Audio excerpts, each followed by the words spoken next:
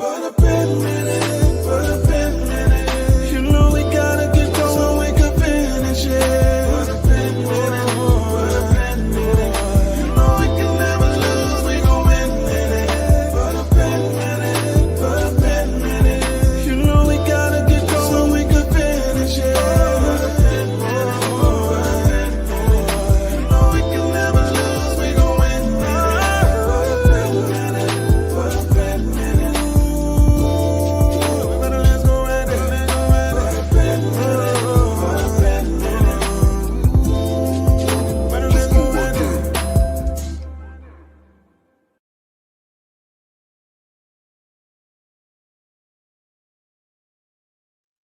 Hello, hello, hello.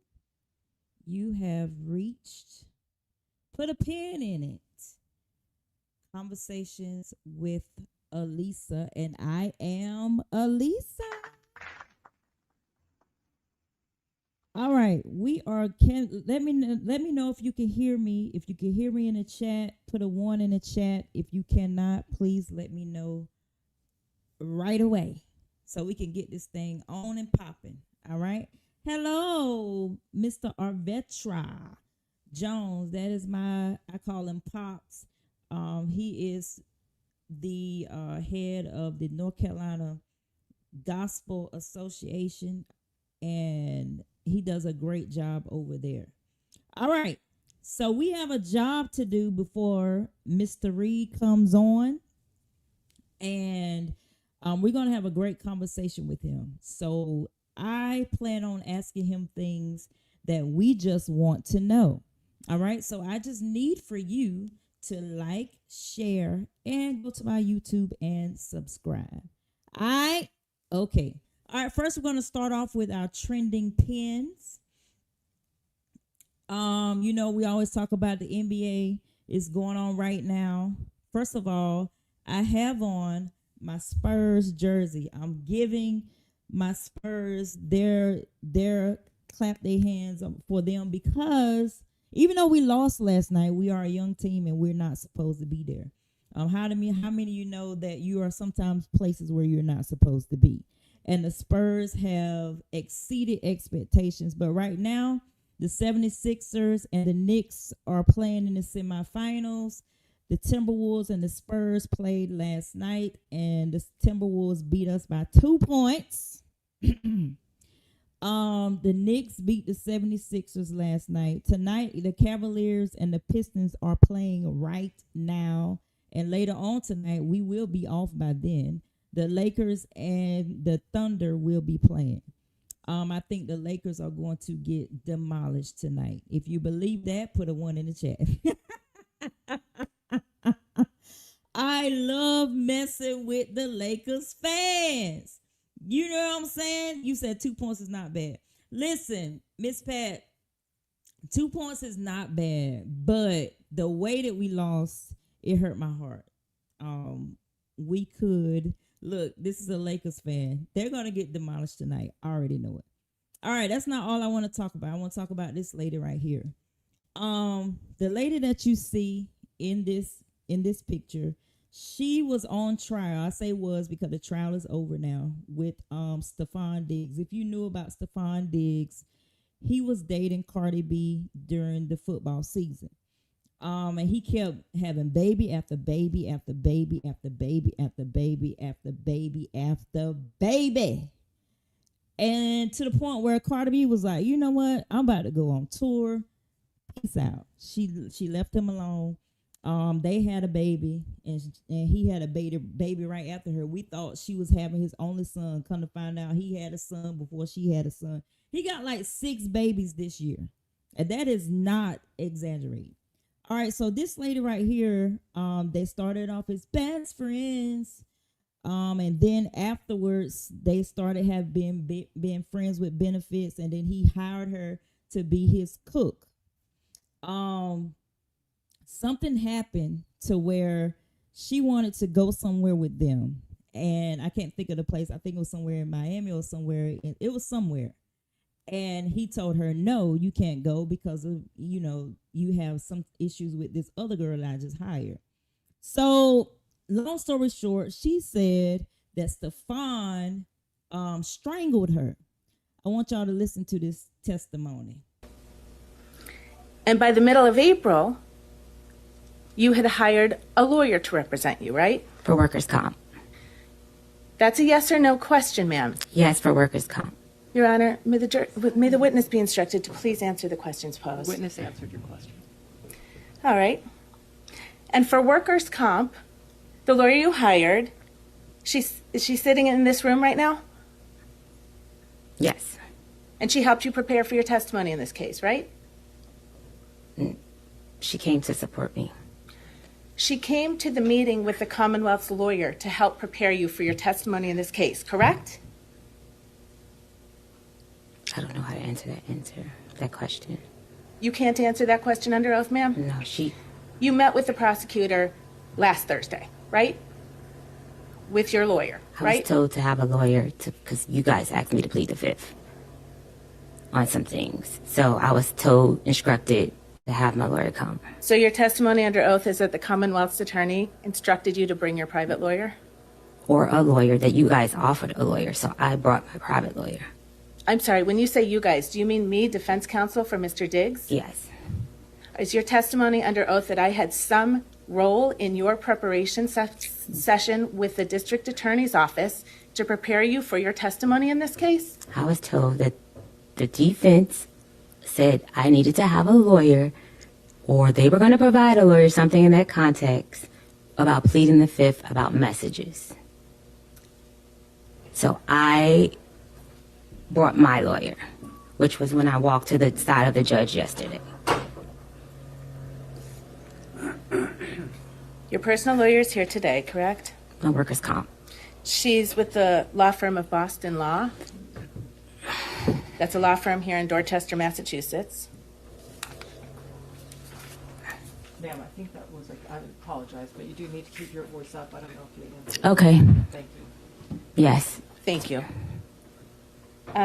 Tell the jury how much I think you described her as a workers' comp lawyer. I got her because I was injured on the job and I needed to file a workers' comp case. Stefan Diggs did not have proper workers' and comp insurance. Ma'am. The final portion of that answer will be stricken and you will disregard it. Ms. Adams, if you could just listen to the question, answer the question, and if you need it rephrased, counsel will certainly rephrase it for you. Next Okay. question, counsel. Thank you, Your Honor. 3 weeks ago, your lawyer demanded $5.5 million from Mr. Diggs, didn't he? Mr. Diggs offered me $100,000 Ma'am? to recant my statement. That is a yes. That is the Your Honor, only... Maybe you be heard at sidebar, please. I'm tired of this. Objection, move this right. The last part of the witness's answer, the last part of the witness's response will be stricken as non-responsive. You will disregard it and you will not consider it during your deliberations. They were eating her alive. Okay, so Carmen Evans said, what is this case is about? All right, Stefan Diggs is what is he? He a wide receiver for the Patriots. Well, he was. During the summer, the Patriots let him go because he had a lot of stuff going on, not only with this case, baby mama after baby mama. Then he had this drama going on with Cardi B and all this kind of stuff. I don't think that's the reason why they let him go. She says something happened. It's timing out. Can y'all hear me?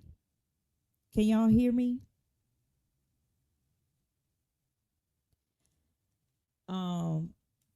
Anyway, so I need to know if y'all can hear me. You got to put a 1 in the chat. You got to interact with me so I can know what's going on.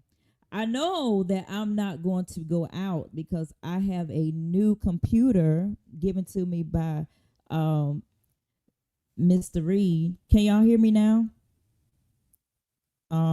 It said I'm extremely low. Am I still low? All right, cool. All right, so Stefan Diggs, he's a wide receiver for Patriots. They let him go this summer. And I think it has to do with a whole lot of things. And then this case came out right before the Super Bowl happened. They let him go ahead and play in the Super Bowl, which they lost terribly. And this lady was saying that he strangled her and all of these things. But according to her testimony, it just was a lot of unfounded things. And I think that when women do this, I'm not saying he didn't do anything, but clearly the things that she was like trying to pinpoint on him, he did not do.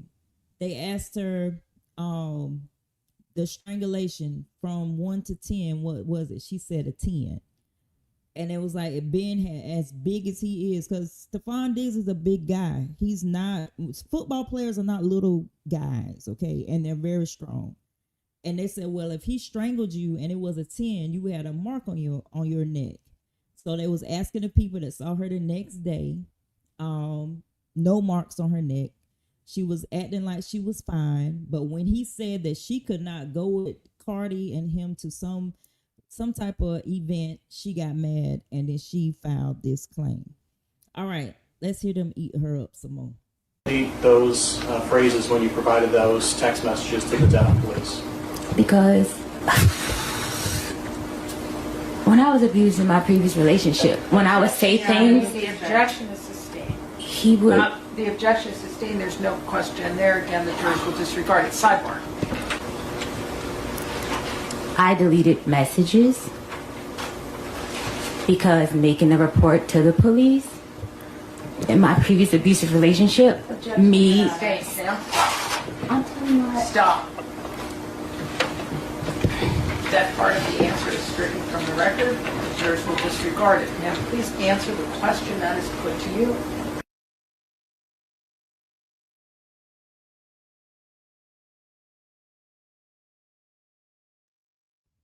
If I were her, I would have been some kind of man the way they was talking to her. She said, stop. The judge was getting sick of her. The defense was getting sick of her. I don't know who the people that was. I don't think she's crazy. I just think that she thought that her relationship with Stephon Diggs was what it wasn't. And we have women that do this a lot. You become the woman that sleeps, you hold, because she said she was the one that like held him down and whatever like that. And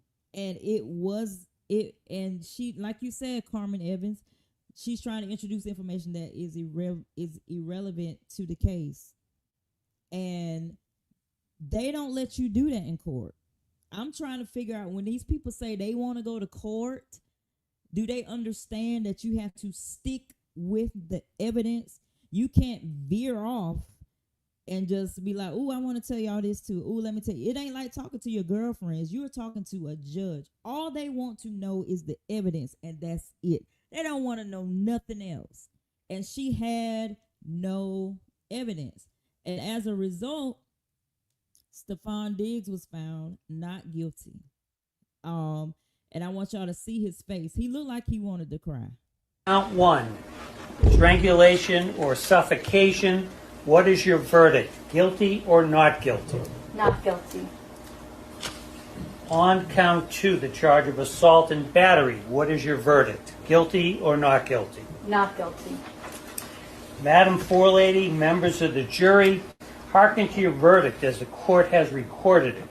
Upon your oath, you say that the defendant is not guilty of the count of strangulation or suffocation and not guilty of the count of assault and battery. So say you, Madam Forelady? Yes. So say all members of the jury? Yes. All right, thank you. Jurors, please be seated for a moment. Everyone be seated. Jurors, I told you during this trial and in my instructions that the verdict was your responsibility and your responsibility alone. Jurors, I want to thank each of you for your careful attention and your service throughout this trial. This case has involved a heightened level of public attention. Despite that, you have remained focused on the evidence presented in this courtroom and the law as I instructed you. That is exactly what is required, and it is essential to the fair administration of justice. I recognize that serving as a juror in any case can be demanding, and in a case such as this, it may have required additional patience and sacrifice. The court is grateful for the seriousness and integrity with which you have carried out your responsibilities. Now that your service is complete, you are free to discuss the case with others if you choose, but you are not required to do so. You should not feel any obligation to speak with anyone, including members of the media. If you are approached, you may simply decline. Whether or not to speak is entirely your decision.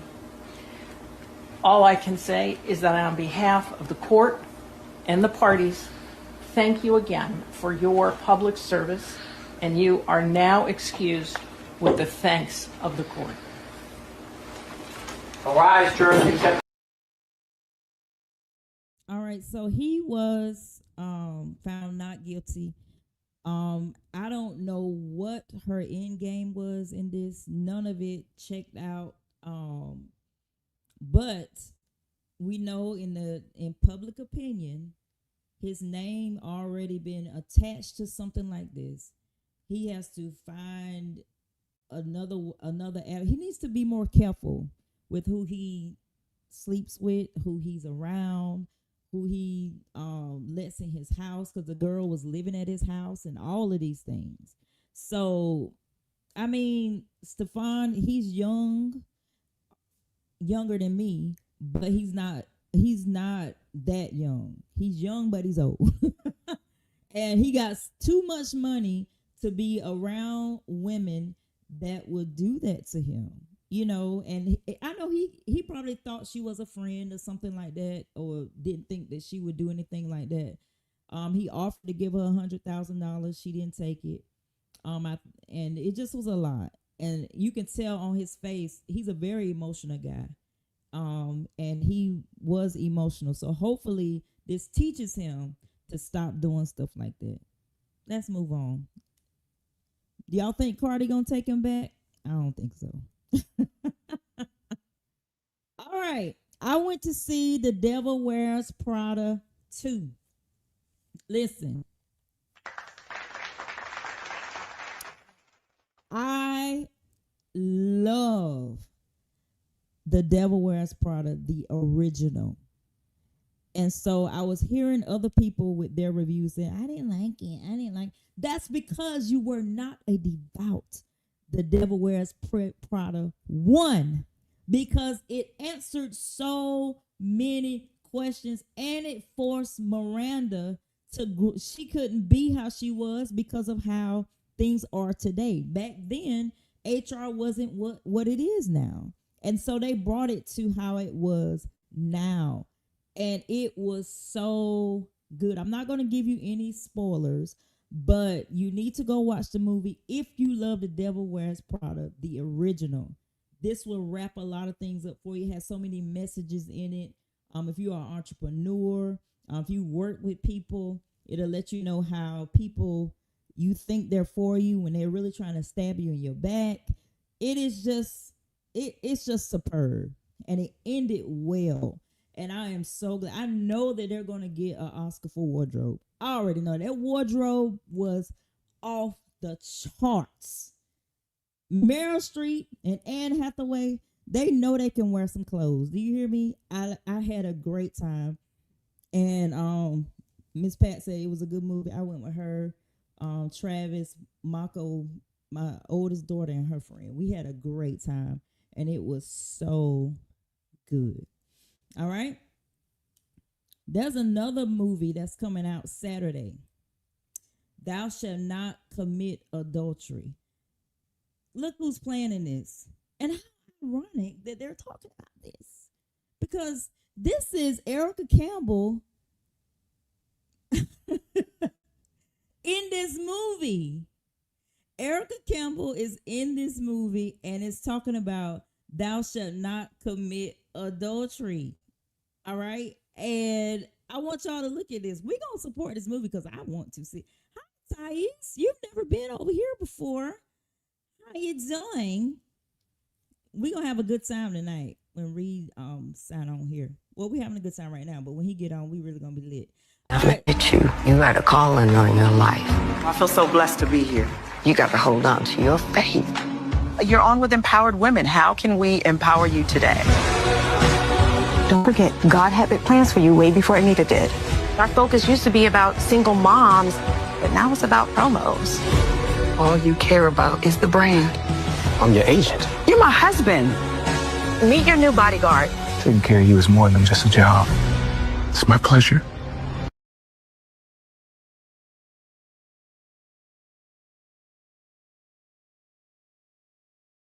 I couldn't find a remove button. Do y'all see that little messy? Okay, I love a good old messy, juicy movie, and that look like it's gonna be messy. And I don't know if it's like a real. I don't know if it's like a real. I don't know, but you know, she said that she has been cheated on too. But in this, it looked like she's the one that's doing all. She's doing the cheating. I ain't gonna say what I heard, so I'm gonna keep that to myself. But I'm gonna watch it. I'm gonna watch that movie, and I think it's gonna be good. It's Saturday is when it come out. Okay, so I cannot wait for that. All right, so I'm removing stuff from my studio. So when Reed come here, last time I didn't go out, and y'all know I got a new computer for Christmas, so we haven't had that problem yet. Let me see. Oh, you still working? Yeah, I'm gonna try to put it to my audience too. Let me see. Okay, I'm gonna move you. I'm gonna give you a good introduction. Hold on. All right, Mr. Reed is in the background. As you know, this is my baby father. He calls me the queen of his family. I don't think I ever called him. Have I? No, I haven't. But he is one of my greatest friends. And we were married for a long time. We were married for like 18, 20. He say 20 years, but I think it's 18, which is the same thing in marriage years. And it's just a lot of things that I just want to talk about with him, because I think there are a lot of things I haven't really talked to him, like really. So but I sense that he is pivoting, and I want to pick his brain. And he hasn't told me that he was pivoting, but I sense that he is, and I want to pick his brain. And in the middle of picking his brain, we're gonna learn some things. Okay, so it's gonna be great. Lisa, volume very low. Can y'all hear me? I don't like putting my volume up, because when somebody else talks and they're not in a mic, it like cuts them out. So I'm gonna try to do better with that. All right, Reed, hi. Hello, How hi. are you? Wait, let me give you an applause. Okay. Thank you for coming on tonight. Well, it's a privilege to be asked. Is it? That's what they say. Is that what it is? It's a privilege to be asked. You know, How are you doing? I'm doing okay. Mr. Grayhead, you got so much gray on your face. It's in my head and everything. Ain't shaving or nothing. I supposed to got right today, but I didn't. Yeah, and I used to diet, but I just haven't taken the time to diet. I ain't feel like it. You dye your hair now? What's wrong with that? You getting old. I mean, I have to, you know, or it make me look like this. I mean, there's nothing wrong with looking older, is it? I guess not. But sometimes I feel like there is something wrong with it, so I just want to do it. I'm still setting up the strings so everybody can join from my end. I don't know what you're going to ask me, though. Yes, I should. You should have sent me questions first. I'm about to get started, because they better get on in here. First, we're going to do rapid questions. 10. So you just do either or, okay? And so what you mean? Hold on, explain. Okay, rapid fire questions. Right? Okay. I say coffee or tea. Cough Not, my tea. no, not like. See, we ain't doing this tonight. No, I'm trying. Follow directions. I'm trying to understand what you're saying. Okay, so Coffee or tea. You can't hear me. coffee or tea. They said they can't hear me. You can't hear me. I know what it is. You just need. You are cutting in and out a little bit, but Can y'all hear me now? yeah, you good now. Jesus. Yeah, you good. Coffee or tea? Oh, so we already in the question. Yeah. Oh, wait a minute. Let me fix my. Wait a minute. Let me got to watch the Lakers tonight. You're not gonna keep me all night. I don't hold church long. Listen, I want to eat so very bad. Okay. And my nightcap stuff I got to do. Well, let's do it. Let's do it then. You ready? So, okay, 5. But you don't drink that, so we're gonna go to the next question. No, wait. You said coffee or tea. Yeah. I said it 5 times. Actually, this is no. That's not how this works. You are supposed to just say it, okay? I'm gonna have something for you to explain because I know you're an explainer.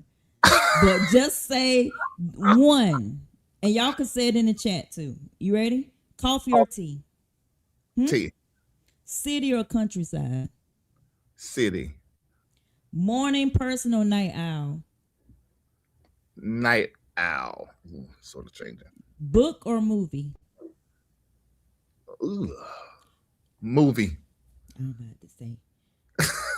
Listen, I'm gonna answer, but I might need a little space to think. You're not supposed to think because I've changed. It used to be a book, but then it used to be coffee. I mean, everything changed. Okay. When have you ever drank coffee? Before I married you, I drank coffee almost every day. If Shamako's because you had 12 jobs. Right, exactly.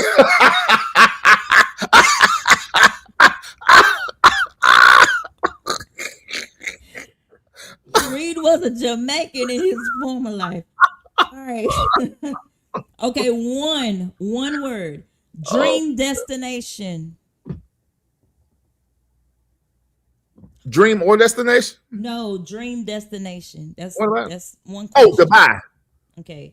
Favorite color? Black. Oh, okay, it changed. No, it's between purple. It's like right here. I can't on.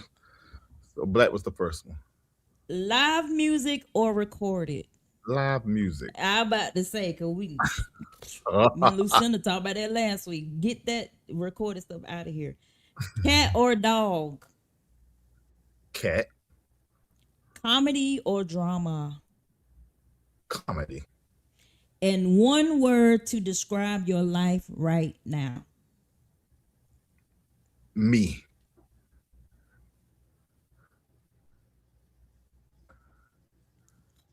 I can't stand you. All right, so now I answer fast. Oh my gosh. How have you been, sir? People don't know. We don't really see each other every day. Even when we were in the same house. Even when we weren't living in the same house, we don't see each other every day. We don't talk every day. But when we do see each other, it's like we've seen each other for years. Right. So I have a question. Can you tell the audience the pivotal moment that led you to transition? I think I already know this. They may already know this too. From being a pastor to becoming a podcast creator, or do you even call it that? Do you feel? Go ahead. I'm all of that, and that was the thing that was difficult for me to understand because I was looking at it as transitioning from traditional church pastor to then going into like influencer pastoring, entertainer, and that's just not my lot. Although I am both, I'm also everything in between and then some.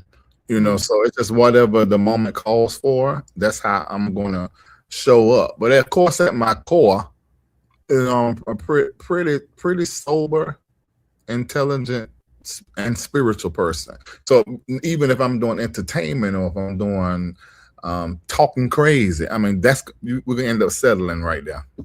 Right.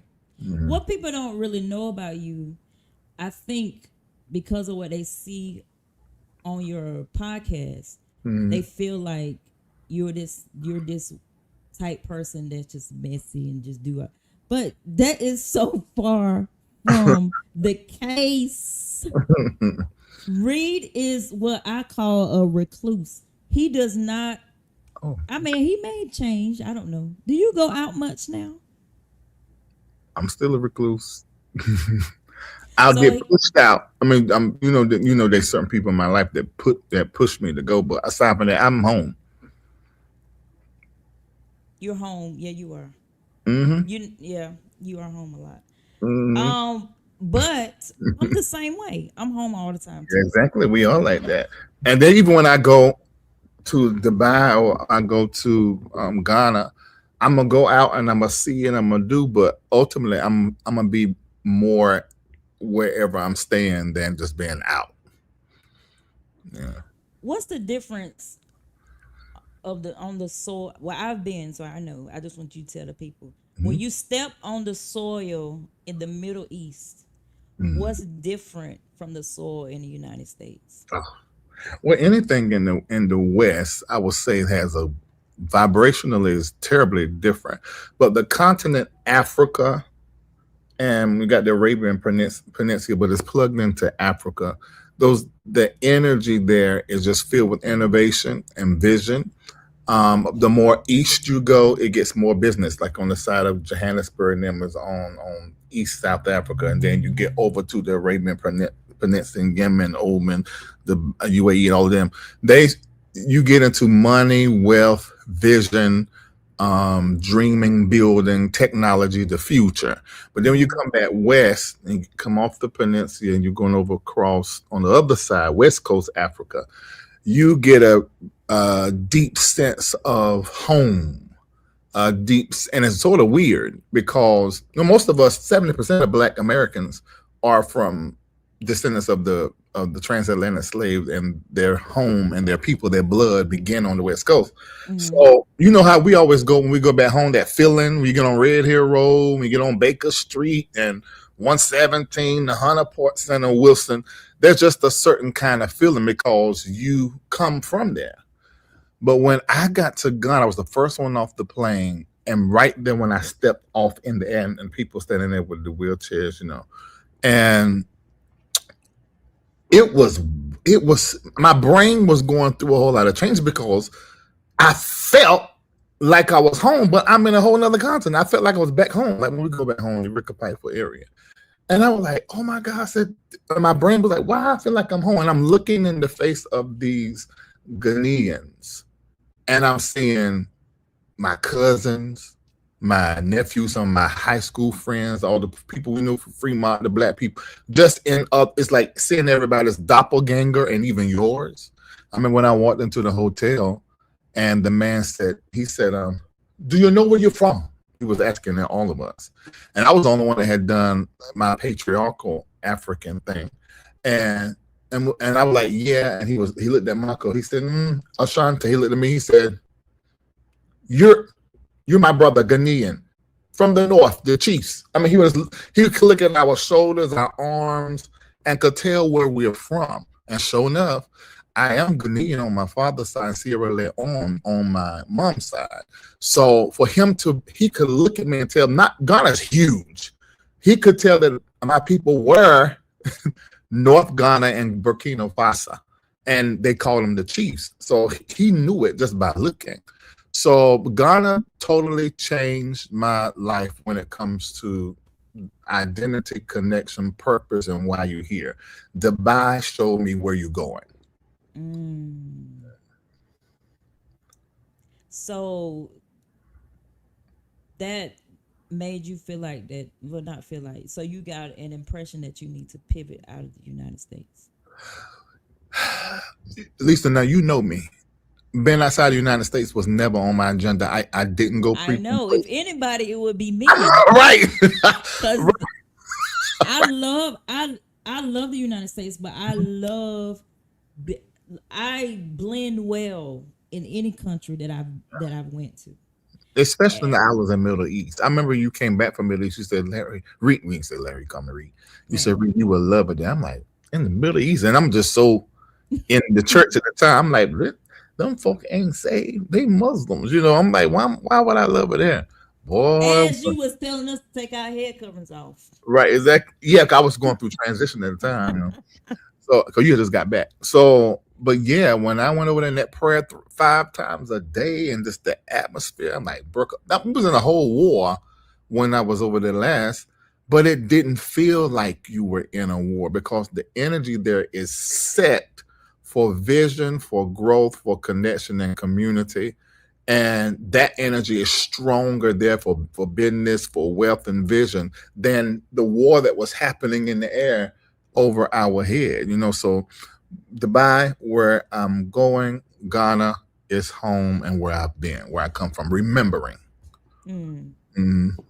That's the only thing that's the only drawback that I have.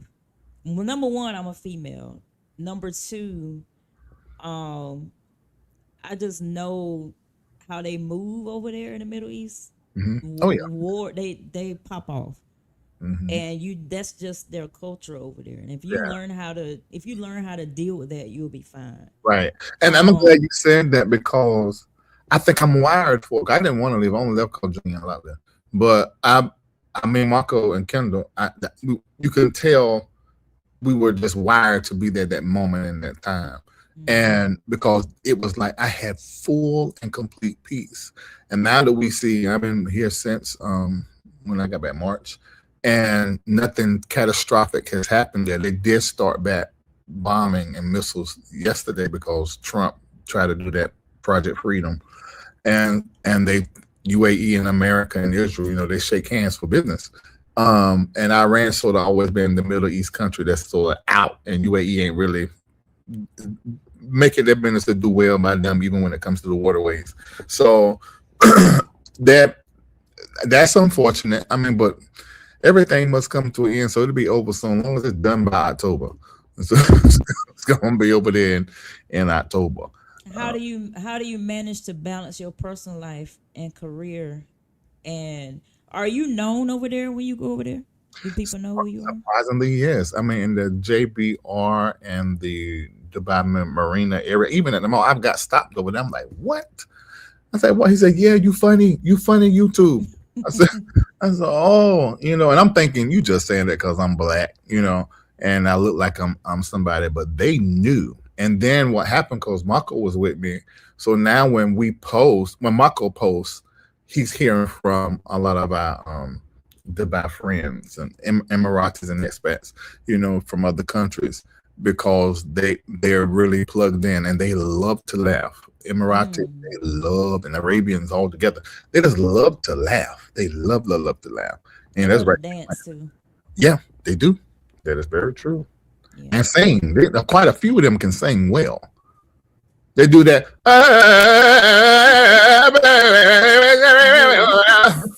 Well, sound like a lot of running. It take a lot of vocal control. That is not singing.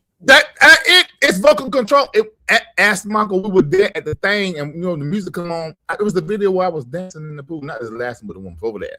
When I was dancing in the pool, we had a whole sing off with the person that was serving us. He heard us singing, Junior singing, and then he started singing with us. I said he could sing, and he was doing the Indians do that too. Them Indian women, you see them when they do like that, and they say, that takes some skill. So I say he can sing. No. If you can describe your journey in 3 words, just 3. 3. What would it be? Alone. Alone? Pain and betrayal. God told me that is doomsday. I know it's a shame, but I ain't gonna lie to you.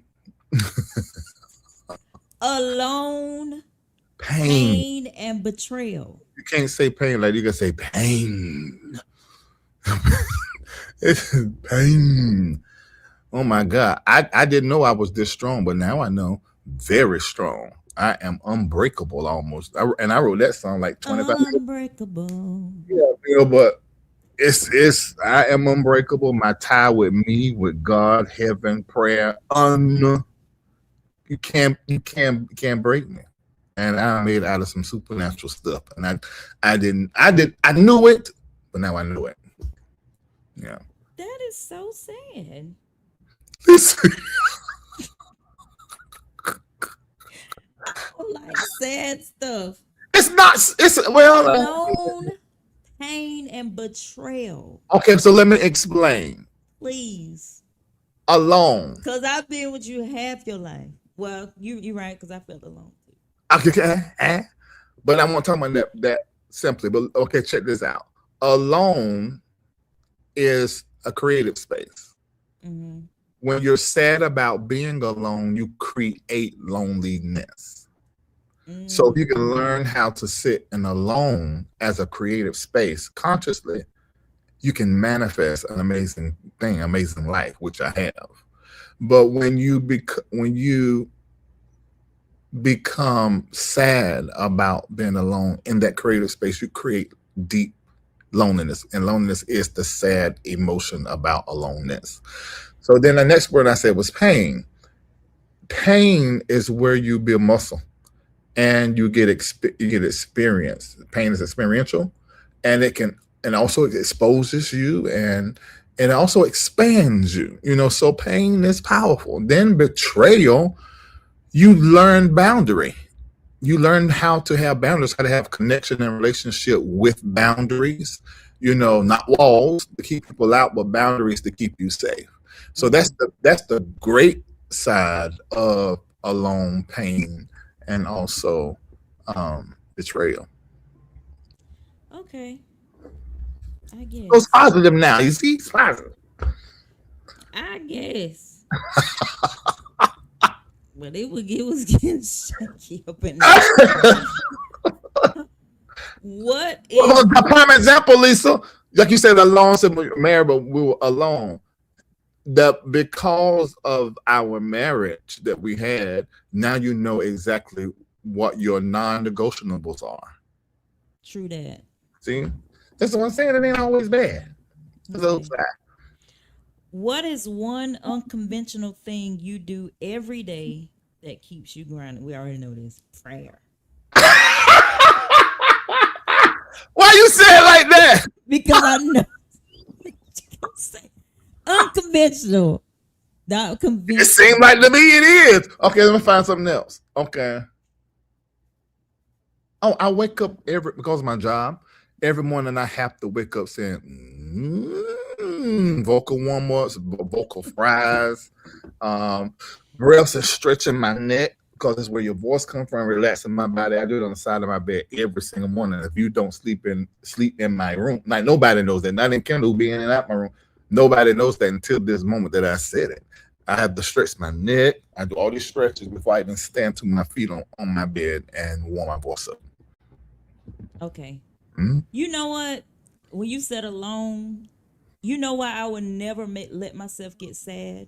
Because you remember that demon you cast out that lady and she said sadness and loneliness?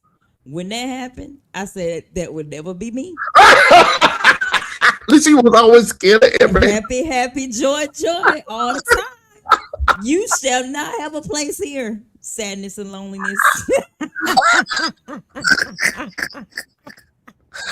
Oh my God. Oh my God. Okay. What's the guilty? We were talking about you the other day when Marco doing the demonstration. Me, Marco, and who was? Oh, the Batsons. You know who they are, but you don't know the name. And somebody else that was in there, I think Travis, Crystal. You know Crystal. And Marco started telling that story when Locklear mom and him manifested demons. We first met them, and when she called back for the next deliverance, and you was trying to get out of the circle. Marco was marking you was wrong for that, not letting me know what we was doing. I had a peep it on. I'm thinking we going to choir rehearsal. And then this long solemn ride. It reminded me of my daddy when we was about to go cast our demon out of Felicia. And I said, "What are we doing?" Oh, Malloy called. She called and did what? What? Why am I in this car, sir? And that's what I was telling them in the thing. I said I didn't tell Lisa. I told y'all. I said I didn't tell Lisa because I know she was. Oh, Yeah. that's not nice. You shouldn't have did that because I could have stayed home. What's a guilty pleasure song you love to listen to when you want to unwind? I don't feel guilty about anything that I do to pleasure myself at all. We're not going that way. No, I'm. Oh, okay. Well, that too. But somebody, Lisa, if you look at my stories, I'm just gonna say it like this. Look at my story. Somebody just asked me a question about that, and I told the truth. But anyway, about what? they said in order they didn't hear me talk about insomnia sometimes, but it's been great for the last month. And they said, make sure, Larry, you need to pleasure yourself. But they said another way before you go to bed, and that'll help. And do that. And I hope. No, she said no. They asked, did I pleasure myself last night, and did I sleep good? You see my answer on my own story. But pleasure my. I tell you, the churches just do anything now because. Back in the day, and that's why you put that thing on your page about the girl talking about the gum. You know good and well we wouldn't allow to chew no gum in church. Yeah, that's why they just like this. Yeah, Usher would have got it like this. Right no, this how big Lisa say. You have no choice. Spit it out. That's true. That is. But truth be told, they needed that gum. Absolutely. Some of them mothers you need some gum. And that's the ones always be fasting and stuff. Breath rotten. What in the world? Smell like iron or something. Hey Nell, I see Nell in the chat. Yeah, Nell she's always here. Hey Thais. This Thais in the chat. I spoke to him earlier. Gladys. Where am I at?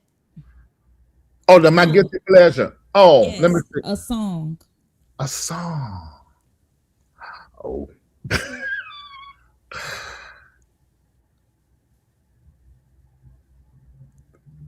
It's by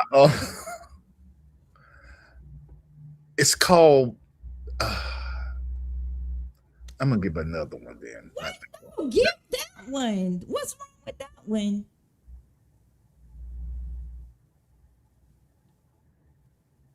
What's wrong with it? The title of it, you have to go and listen to it. It's a man talking about how he met this girl at the club, and the track is so sickening. And it's called Bad Bitch.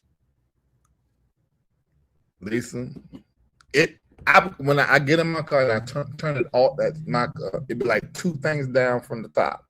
That bass and that track, it give me chills at certain parts. The way that the chorus and how it's amazing track. So yeah, that song. And there's another one that's called Friends with T.I. on it.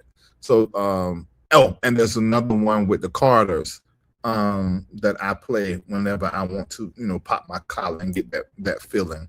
But I can't think of the name of the song. But I'm looking at the album. You introduced me to Beyonce and Jay-Z, the album. It's a song I played. You must be talking about I Can Do Anything. That one. Yeah, that one. No. Yeah, hell no. That's it. Yeah. Last name gonna be here forever. Yeah, I like that song. That's the one. Don't watch us eat. Well, I'm a Cardi B fan right now. Cardi B. Yeah, absolutely. Cardi B. That girl be popping it for me. I don't know if she's writing it or somebody else is writing it, but she has some songs that I think is good for women. Like Beyonce has songs I think is good for women. I don't know Nicki Minaj's music because I don't like her. I never liked her energy, so I don't know none of her music at all. Even before she done this Trump thing, I didn't like her way back then when Zara came back from Florida singing her stuff. I ain't like it. But yeah, Cardi B and Beyonce has some, but I'm not talking about the stuff that Cardi B has where she's always talking about her puss. But she got some songs like that song, Be Careful Down, of get Me. up 10. I've been down Yeah. 9 times, but I get up 10. Get up 10. Be Careful of Me. Mm. And that other song with that girl in it. She's a girl singing it, but she rapping it. It's on the first Rapping CD. it. Carter's on it was another girl. She's singing the hook, and I love it. Oh, it's probably Kalani. But she doing And what's the name of the song?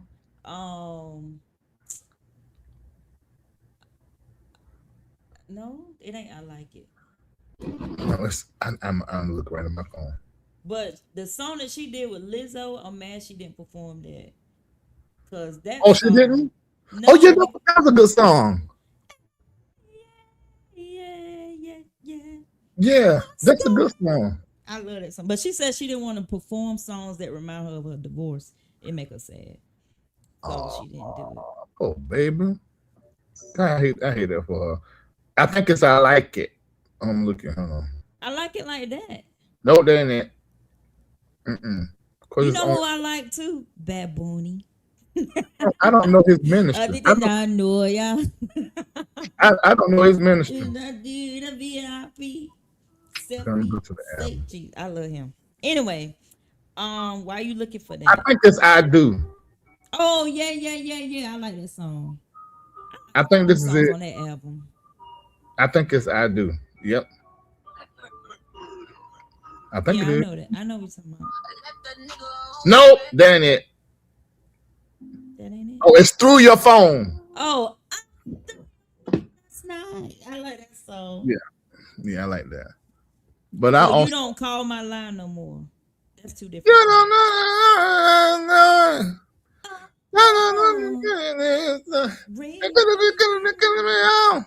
Okay, we singing two different songs. Look, now you just left that up. If you were to host a dinner party and could invite only 3 people, dead or alive, who would it be? Maya Angelou. Why? Why? That is a wise black woman that speaks several languages. That woman she's such a bright light. Finish your list, then we'll come back to her. Okay, Maya.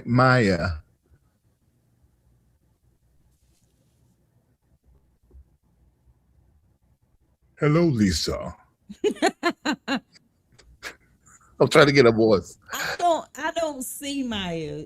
I do see Maya. Still I Rise. That's all I know from her. Still I Rise. It. What else she got? I also was the mentor for Oprah. Still I Rise. She was not. She was. Okay, so you got Maya Angelou, and then Dead or Alive. Yep, Dead or Alive. Kwame Nkrumah. Who is that? All you want to know why we're not married, that's the reason right there. Why? Who is that? I'm ashamed. Is he dead? Yeah, he dead. Okay, so why are you supposed to know him? Okay. I'm gonna make sure you know I'm gonna take you to Ghana. And it's gonna change your life. Although you say you don't want to go, but I think you should go. I didn't say I don't want to stay. I'll pass through. I will go to Ghana on my way through to Dubai.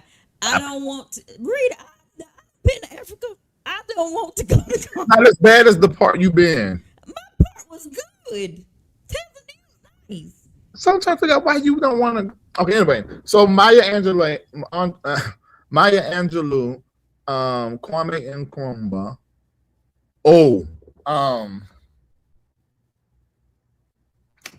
King Musa. Yes. Him too.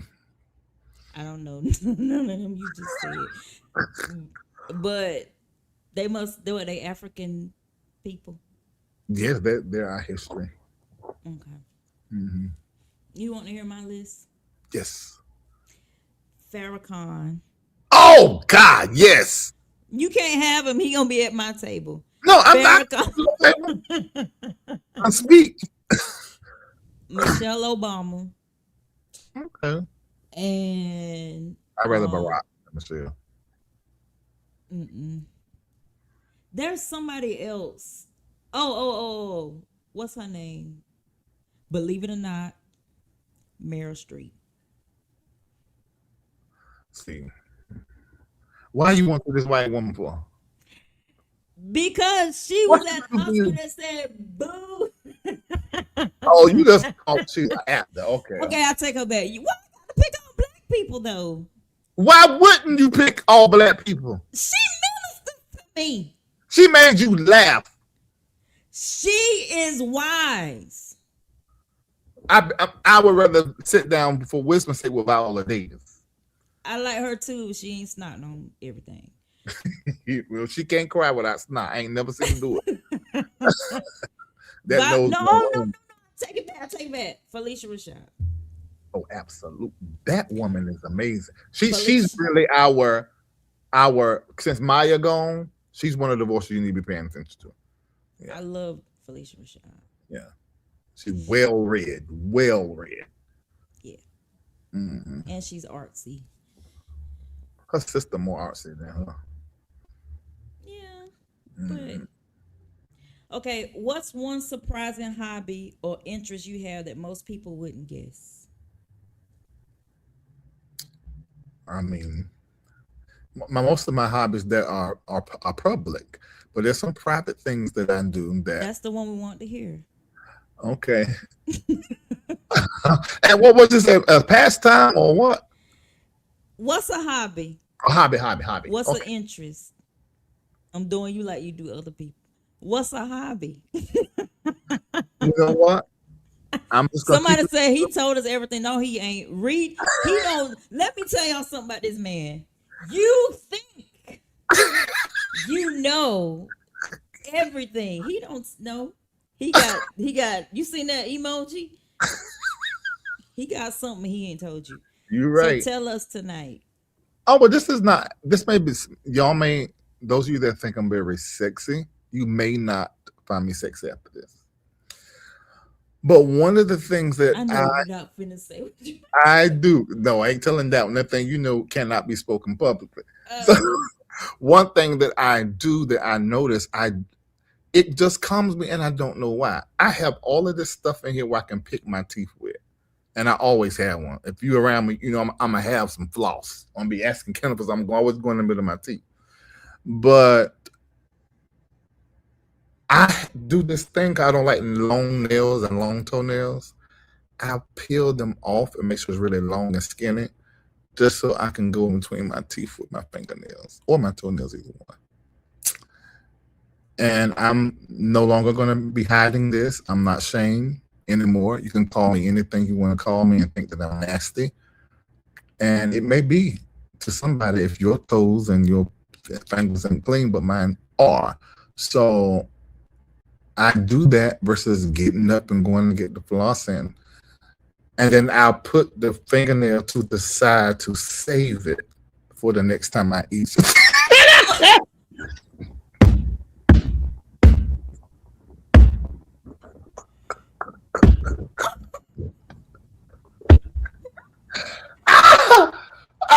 The other person that might know, because he always see my fingernails, is killed the way he cover here.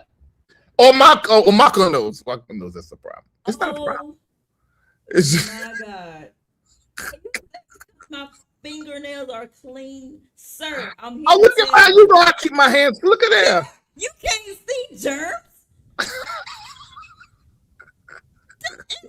you save it for another day.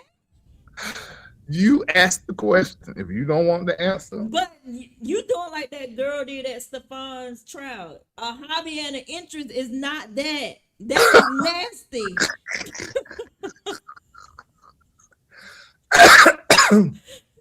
Oh, that is gross. It is a hobby, and it's calming. That's not a hobby.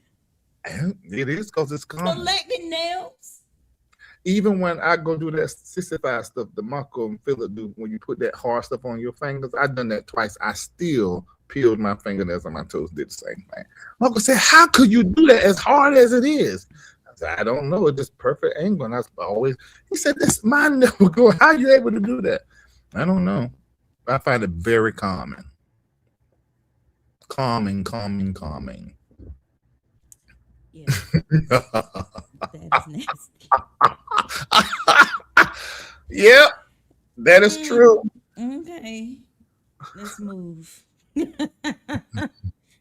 um, reflected on your journey. What's one lesson you've learned that you wish you could share with your younger self? Larry, have boundaries, please. I agree. Boundaries. That will Put fix that. everything. Want to be put on record. Put this on record. How many times? Yeah. Me and Michael talked about it the other day. How? You have always been the one in my ear saying, "You doing too much. Why you do that?" Reverend Wiggins would never do that. That Why was my you? go-to. I Why- ain't never seen Reverend Wiggins do this. When we had Christmas, I ain't never seen Reverend Wiggins buy nobody a gift. right. So that was probably the only thing I would tell myself because, and I know everybody is not at that place. I mean, cause um, and it was something that we discussed the other day as well. I said we were all young doing ministry. I didn't even see myself as a young person, but now at 48, looking back at at a young man starting a church at 19 with all these young married couples in it, wearing head coverings and no earrings and makeup, that was weird and it was strange. Of Say it was weird. I'm gonna say weird because I'm speaking from a global standpoint. In our community, it was exceptional. But in a broad sense, that was weird. Psychologically, mentally, no 19-year-old should be pastoring 50, 60, 70-year-old people. And I ain't had no children and freshly married. No. Up under no circumstances, Now no. that's true. That's true right there. That part. That shouldn't happen. I had people coming there that didn't have fathers were calling us their spiritual parents, and they were fresh out of foster care, never known their parents and stuff. Psychologically, it was not a safe environment for none of us. None of us, especially us. Now, that's the thing. Everybody thinks, especially the members, no, especially us. Yeah. That's true. Mm-hmm. I'm just thinking. I had a flashback. I know I Yeah. ain't getting teary eyed. You see, that's what I'm saying. We had no business. We had no business. Granted, we did a lot of good, way more good. Can y'all not hear me? I am screaming over here. I hear you. Oh. They're still doing it today. Well, that I know, and it shouldn't be. Well, I didn't grow up with 19 and 18-year-old pastors now. Our pastors was old when I in my organization. So So what we, Lisa, we acted just like them. yeah. So I would say our situation it scarred me a lot. And so I touched on this last week when I was talking about Tina's divorce. And I think you said something about you been divorced. The different divorces did something to both of us. The first divorce, we've been divorced 3 times, y'all. So We thought it was 3, it was 2. 2 times. Mm-hmm. So Reed divorced me first, Mm-hmm. and it when I say I can go back and remember the church brain that I had during that time. So that's how I was able to say what I said about Tina, because I did the same thing she did. So I was like, God, he gonna save my marriage. And I was just in that mode. I'm gonna do what and reading out. It wasn't about that infidelity or nothing like that. It was just that I don't know what it was. What you said it was, but I still don't. And so all my how I said Tina was gonna be okay because her position and my position was different. I put all my all in the church. Um, didn't have no friends outside of church. I went to work, went to church, went to work, went to church, didn't have no identity outside the church. And when we got divorced, at first I was crushed. But then I started learning myself. And so I don't know if Reed recognized, but when I came back, I was different because I had went through some stuff. we both were. Mm-hmm. I went through some stuff, and when I came back, I was able to see I was different. Reed was different, but the people were the same. And I was like, it was tough.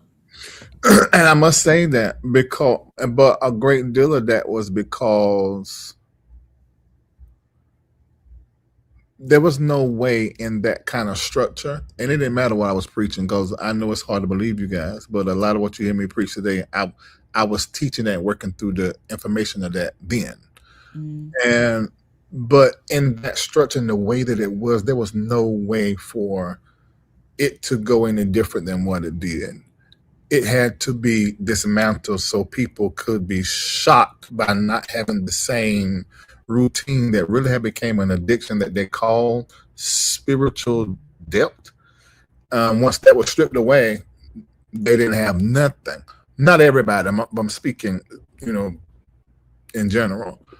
And that is when I believe people began to go on a journey of discovering themselves and understanding themselves, or they may call it they backslid or whatever, because that's how we termed it. But the reality is people just had to find their own way. And I thought that's what I was teaching everybody to do. But I was so loyal and faithful in my work that I became everyone's spirituality, and the atmosphere I created when I sang and when I preach and when I opened up for prayer, that replaced everybody's spirituality. And when you think about it, the age of the church and everybody in it, that's the only thing it could have done, because it was so much consistent power. Right. I mean, all the time. So you can't help but look at this person, and be like, okay, my devotion to God is by way of him, and that wasn't good for nobody. Right. It just wasn't good for nobody. Ultimately, there was a foundation of prayer laid, order, power, send a powerful display of the Spirit. So everybody left with that as a measure, which probably it makes them totally a misfit in this present day church, because they have a measure. And they know what it used to be and what it's not now. No matter how glistening, bright, shiny it is, it ain't the way it used to be. Somebody said, after I filed for divorce for years, I thought I was cursed by God for dissolving my marriage. It was torture and how the church viewed me hurt. Viewed me hurt. I got it. Yeah. Yeah. Because where we're from, they don't believe in it. They don't believe in divorce. Everybody that was married with children still married. Exactly. they don't believe in they die. They married till they die. Yes. And so but anyway, I didn't want to talk about that. I want to go on to something else. How do you handle criticism? Does that make you feel a certain kind of way, saying like you went about what? Yeah, I tell you went into a thought. No, I'm good. No, it's not from the question of. After I filed for divorce for years, I thought I was cursed by God for divorce. But because when I divorced you, I wasn't in the church then. So but when we divorced the first time, I felt that way because we was deeply into the church. I thought we was just being separated for, that was just a lot going on in that first divorce, because it was a lot. But it was because I was younger too, and I just didn't understand. And that's when I started listening to Joyce Meyer a lot. I would get up and listen. You want to be white people, Jesus. Well, she was the only one speaking at the time. Everybody else was not. They wasn't ministering to me. Yeah, Joyce is good. Because she do practical teaching, and that's Right. what I like. Yeah, y'all teaching is a lot I like. So I got Every it. time I had like dreams and stuff, my I see myself doing what she do, like teaching and be like that. Even though I really want to be Jack McCullough, but that never came to light. So I love Joyce Meyer. All her stuff is free. You just go wherever you want to go. Killing talking about y'all. Lisa can preach. I can teach real good. Yeah. But what am I about to say? How do you handle criticism, especially from audiences or communities that may not always agree with your views? Do that bother you? Not at all. Never have. A slight little bit. And I think that has to do with my wiring. I don't think it has nothing to do with my prayer life, and it has nothing to do with the power of the prophet. No, my personality is not wired to care about what you think. Not even a little bit. I think I'm wired that way now. No, I think I'm that way. I think can I tell you honest? I think that is how you are too. But when we got deeper into the church and the marriage, I think both of us sort of became some things that we really weren't. I lost myself. You're right. And then when we stopped doing it the way we were doing it, then we're like, begin to come back to ourselves. Because that's what I feel like I did. I feel like I'm back. I feel like I'm back to the person that I was before I met you, before I met Shamako, me and God by ourselves having those experiences. Well, before I married you, God, I already knew you back then. So, I know because you were hilarious. When we was in school, you was hilarious. Yeah, but you're not hilarious like that no more. You're not. Reid, come on. Spanish class, you are not that. You are not Miss Fur. What's that lady name? Miss Furquell. You are not. Well, let me say this. I do still have that. I still do have that. I just don't have the. If we were hung out, which we don't do, but if we done that, it would just naturally just go back to that and just. So Marco will tell you, sometimes when he come over here, I have him laughing back because it's me and him. I don't believe that. Yeah, but I'm still funny. I'm still funny because I'm just my natural self. Reid, I don't think so. Okay. You used to have me, you, Regina Spade. Yeah, that was fun. Lolita, Sean John. Oh my God. Listen, growing up in school back then, oh my God. It was we didn't get no work done. No, we should have had camera. Well, I didn't have to the last year. I had them tested out of everything. I had to do nothing but come to school half a year, and it was just electives. Somebody said, "How did you dress when you were in high school?" Dress, man, did good for the time. I dressed good. I was one of the best dressed black guys, of course. If not the best. Yep. Thank you, Sam. My mic is low. I can't. I don't have that problem. Oh, it's just certain people saying it. You might need to go out and come back in. Yeah, maybe. I am all the way up over here. I hear you. Anyway, we have fun in school. I don't think you are the same, but you're older now. You're 48. So. I think that's the only difference. Yeah. What are your aspirations for the future for Larry Live? Larry Live?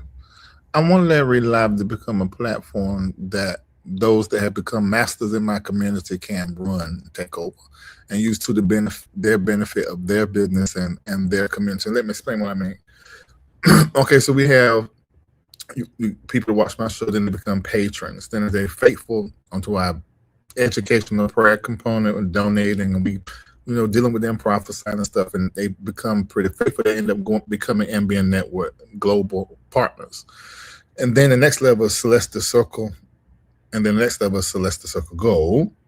And then right beside me is Masters. And I know eventually they're going to be Masters that are expert at what they do, generate multiple millions. Of course, they got to do that to sit beside me in their businesses. And they're able to, in their way, teach what I have taught them on a plethora of different topics and subjects. Because, there's nothing I don't delve into, and quite a few things I'm pretty much of an expert in.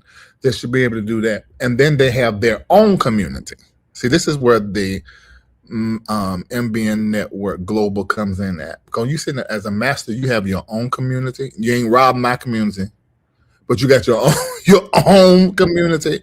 You got your own businesses, your own everything. And I've been your coach all these years. And now we can, you can now assist me in a way that benefits you, and that's what my greatest aspiration is. That, and there's another thing, I don't want to say the name of it because Spirit told me to move in stealth mode, but there's something you're going to be able to type in, and you're going to be able to talk to me and my consciousness for years to come, even after I'm gone. So I'm building that. I am informing that, because it's an intelligence that I have to continue to feed so they can actually mimic my consciousness. I already got a couple of chat GPTs that do pretty good. It's almost like you talking to me, but this is going to be just me in the digital space forever. And it's a very expensive investment, but we're doing it. That's one of the things this year, Reformation, we're going to be fundraising for, is to get that project completed, because it really represents MBN Network Global. It represents everything that's tied to this, including Larry Reid Live. It's just making sure that we're, as a community, we're leaving in the earth what Spirit had given unto us to give the generations to come.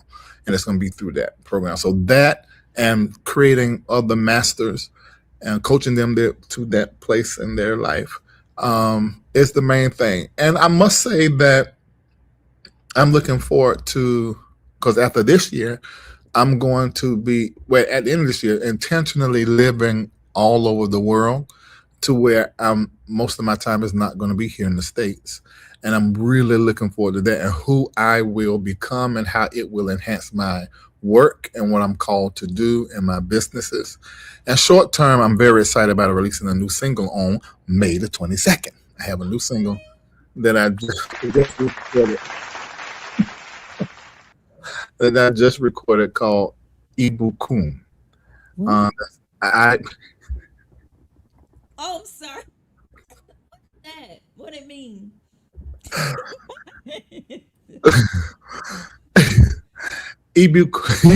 Ibukun is the Yoruba word for blessing. So, how you say it again? Ibukun. Ibukun. Ibukun. Ibukun, and it's Yoruba, and Yoruba is like one of the oldest languages in Africa, thousands of years old. And this song is very positive. It's very what's that song on the Africa's Rising Project you like? I can't think of the name of it, but it's one of them songs. Water. I mean, maybe that one. Whichever one you said made you feel very. You said you felt very. Oh, it's two of them. Move Like Water, and the other one was I don't know how you feel, cause I feel it too. But you will break. That I don't know. Getting better for me. Better for me. This is a song. So and it's very positive. Somebody told me, remind them of this African anthem that they have. It's Afrobeat song, but I tried to mix it at the end with a little bit of gospel, because I sang a little bit more on this one at the end. But Yeah, I'm excited about that. May the 22nd, Ibukun, which means blessing. Yeah. I can't wait to hear it. Yeah. I know you're gonna like it. If it's got beat, I like it. I don't Beat. like slow Yeah, I know you don't like slow songs. Yeah, it's got beat and rhythm, and that thing is in it. Yeah. Come out. Did you like the song with the brothers? Did you listen to it? I ain't listen to it. You know, I don't like them. Oh. I mean, that's okay. It's fine. It's just the group that I sing in, but it's fine.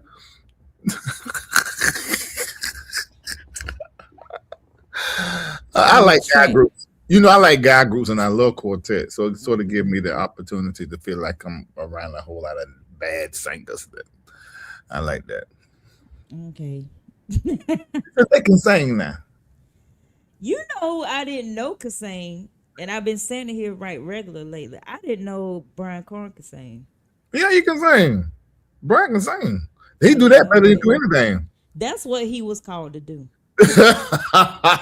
He was called to do praise and worship. He's good at that. I tell you, he do that better than anything you do. He was called to do that. Yeah, that cause he can connect you to the old school church. He do pretty good with that. He was called to do that. I tell him that he was called to do praise and worship now. Lisa. What? What? You don't like I was gonna go to, you said I don't like the brothers. Don't like the brothers, and Corn was called the same. He was. Okay, if he wasn't called to do that, then why he do it so good? Okay, I give you that. Cause that preaching ain't hitting on nothing. Yeah, I mean, you know, people love it. I like his singing. That singing? I almost forget I don't like him when he sings. I'm like, oh my God. Come on. He do good with singing. He do good with singing. He gonna sing that. I bet the cell got a good acoustics in it. He gonna be able to sing. What? Oh my God, I'm not gonna laugh at that guy. I know he is scared to death. I don't care what he say, he's scared. He'll be all right. That bread basket might not be all right. That way it sit up on his back. So and you setting this up for me, and I don't want to go that way. Let's not. I ain't trying to set up nothing. This is the first because I'm telling you right now, it ain't. I'm gonna say this: if he can find a fitted orange suit, he'll be all right. Somebody will protect that. I mean, protect him.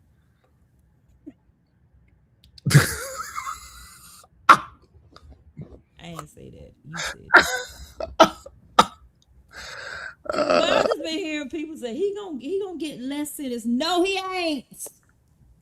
Well, you know, I was thinking about I'm not a lawyer, so I was thinking, 9 months he'd do good. He probably can get out by 7, but it's 9 months is the least you can get. Right, in the federal, yeah. So he gotta serve the 9. If it was 12 months, he could get less than that. Could 12 months in a day. Yeah, if it's 12 months in a day, then he could get less, like 6 months, I think. Yeah. Mm-hmm. So he need to go ahead and sing that song. Hey, 9 months. Ty, you been on this show, so I stopped. And thank you so much, Ty. I saw that, and I hit him up. I didn't ask him to do that. He just saw it and put your flyer up, Lisa, and told him to come watch.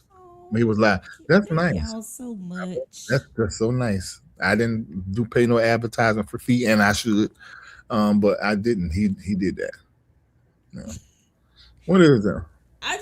Okay, so they gave him 45 days to turn himself in.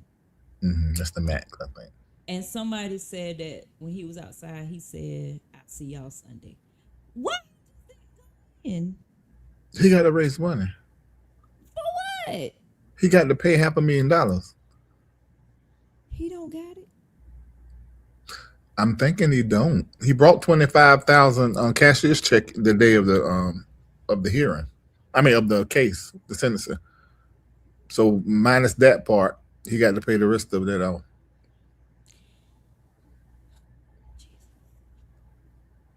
Mm-hmm. Oh well. So he's raising money for it. I ain't saying he is, but that's what I would think that, that he would be doing. You know, Because if they told me that same hour, okay, I'm coming today. yeah. Let's get the. Oh, somebody say he's gonna be in a white collar crime different prison. Oh, he gonna be all right. He like to be on social media raising money. How y'all know that? Who told y'all that?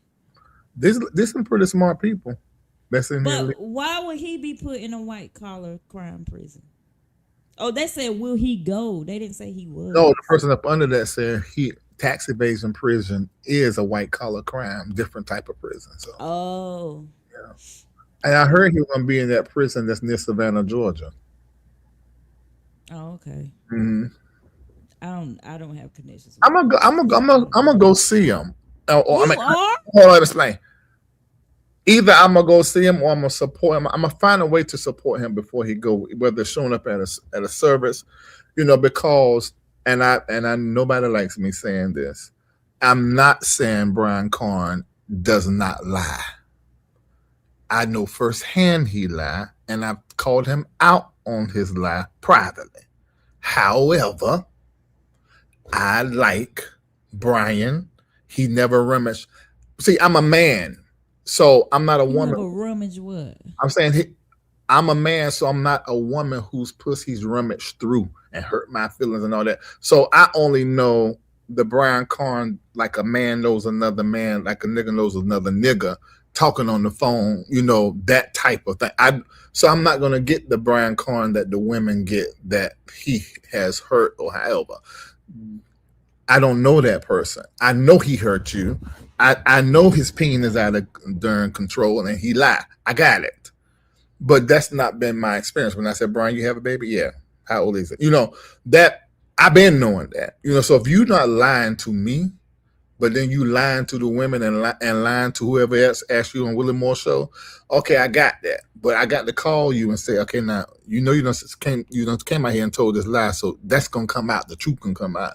And in this case, that came out when they filed after he was indicted. That he made $17,000 a year. Then they found that he paid $14,000 in child support. So now it's confirmed. You do have a child, and you sit on that show and lied to Willie Moore. So I'm not saying any of those things, but the reason why I would support him because this is the government with their bullshit and people who have left the ministry or disgruntled using the government against a black man. I don't care how you feel about it. I'm an entrepreneur. I know what he did wrong, and I said it on the first show. He went and amended something. You said, well, he was lying about what he made. Every entrepreneur does. If you got an LLC, we all lie about it. But there's a way to do the lie. And he didn't know what the hell he was doing, neither the person that filed. Plain and simple as it. I mean, I'm not, I get how you can fall into that. Because it almost happened to me, listen, 21. Because I have to file, if you make six figures, you gonna owe. Hey. And you don't be wanting to pay it. So your accountant. So you amend it. No, well, your accountant just take your receipts and do what they do. Not amend it. You right. Because I never filed April 15th. I always file in October. Me too, Lisa. They give me time. Right. Because I know I'm gonna be paying about $3,000-$4,000. Right, exactly. So this is how come I've always had that stance. I didn't look at it the way everybody else looked at it. And people think, oh, you speaking up for him? No. He is all this stuff where he's done all these things that you said he's done. And I told you he done it. I've done whole shows on him. But this right here is just a black man not knowing how to do white people stuff. It's as simple as that. That's it. Well, he lied. He actually made $1 million, but he said Donald Trump said he made $700 in 1 year. You just got to know what you're doing, and True. It was done wrong. And once you file it, that happened in 21. You know who was helping me at the time. Filed, I made $695,000 in that year. And the new people that were coming in and do the accounting work was like, oh my God, that shouldn't have been filed. That's not true because that's your housing allowance, da da da da. And so that person was like, that they were going to, they actually said, well, do you want me to refile it? They were trying to help me, like they always did. Mm-hmm. And I said, no, don't redo it. And I can't say that I knew the information on why not to do it. I just felt, I said, don't amend it. I just pay it. That ain't what I made, but I just pay it. Had I amended it and then showed I made like 10,000, that would have flagged me. And the way this works, I would have got flagged not just for that. I got flagged for them to watch me for the next few years. That's how that go. So yeah, that is what happened. That's the truth of the Brian Carn thing. Ain't nobody discussing and talking about it. While every year they're carrying their cousin's child on their taxes, doing the same thing. A lie to the government. So that I don't know how many people in that carrying their brothers and sisters because they got the only one in the family that got the job where they can get the refund back. So. Well, I ain't do that, but we know plenty of people who did, who actually gave the tithe off of it.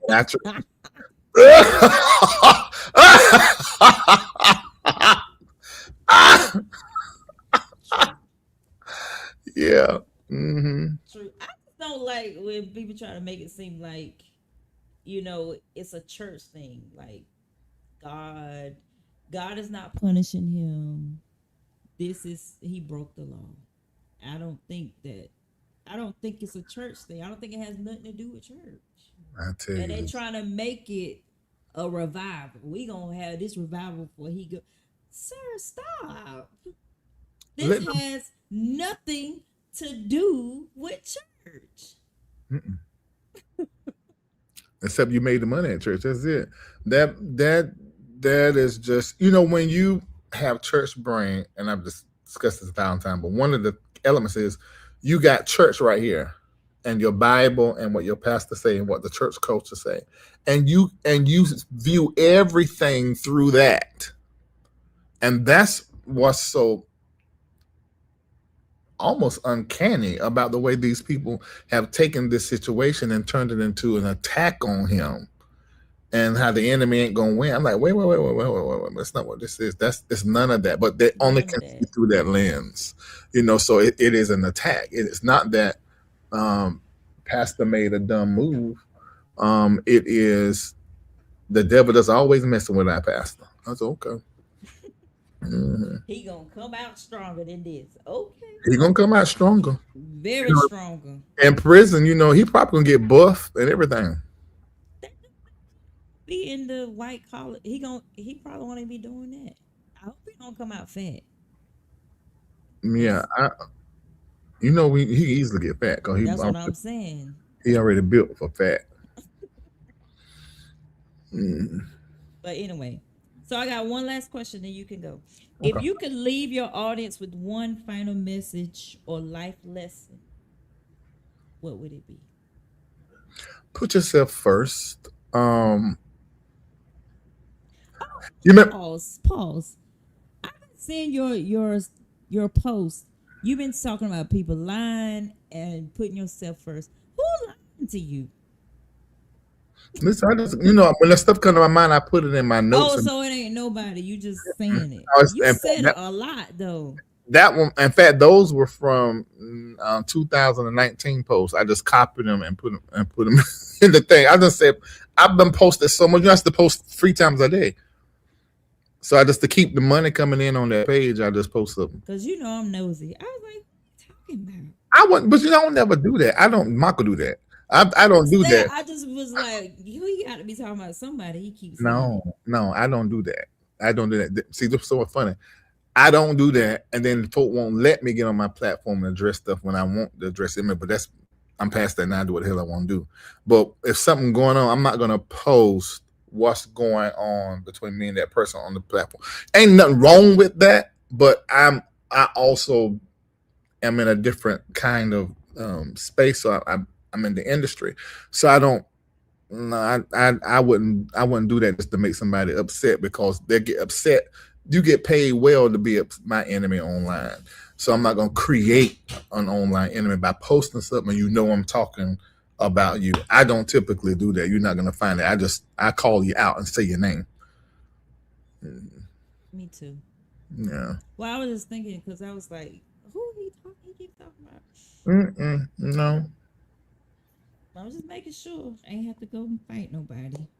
What was the last question you said? Oh, the last question about put yourself first. I just launched a urban line. It's very nice, great quality, but I'm not gonna be able to really push it to the end of the year because it's a word that came to me that I know is a message, but I'm still working it out. And it says, my answer is no, I choose me. You can go to ichooseme.store and order it, however you like to wear it, pink, crop, top, V, whatever, crew neck, anything, hoodie. But it's my answer is no, I choose me. That's ichooseme.store. And ichooseme.store. And I am doing that now. And really it's taken me, I got it in 2022 and every year I get it more and more. And this year I got it more and more. Last year I got it, and that's when I came up with the t-shirts and the sweatshirts and apparel. But this year was the MJ movie, the Michael Jackson movie. Slapped me in my face like, okay, I'm telling you this one more time. This is the death of you trying to carry this, that, and the other and do for that one and the other. You need to put yourself first. By the time I laid head to pillow that night, I had told certain people, I got to focus on my goal and what I got to do. And I need the experience of working, getting paid, and paying my bills and nobody else's. It's just simple as that. And so September the 30th, after that, I will be free to be me. And that's what I'm gonna push. My answer is no. My answer is no, I choose me. I see somebody asked, can they purchase it now? I see it's up. Right now, it's up. It's up right now. I'm just not gonna push it until later, the fall. We can get fall, summer, winter, however, then make it for you. It comes in a nice package. We have my NBA Network G in the tag. It's a whole thing. Okay, I'm gonna get some. Oh, it's nice. I need to take a picture of it too and get it. But yes, it's really nice. It is. So choose yourself. First, not only, but first.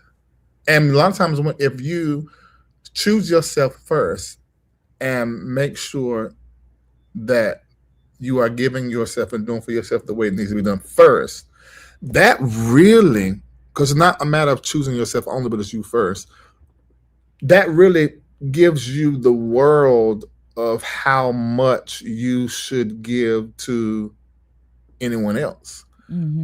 But so when you skip over you got all of this to give out to everybody and you're keeping nothing for yourself. But when you choose yourself first and put yourself priority, then you say, okay, I've done everything I need to do for my future, for my retirement, for my children, for my retirement, for me. Now I can do for my children and for my mom, my dad, my sisters, my friends, my loved ones.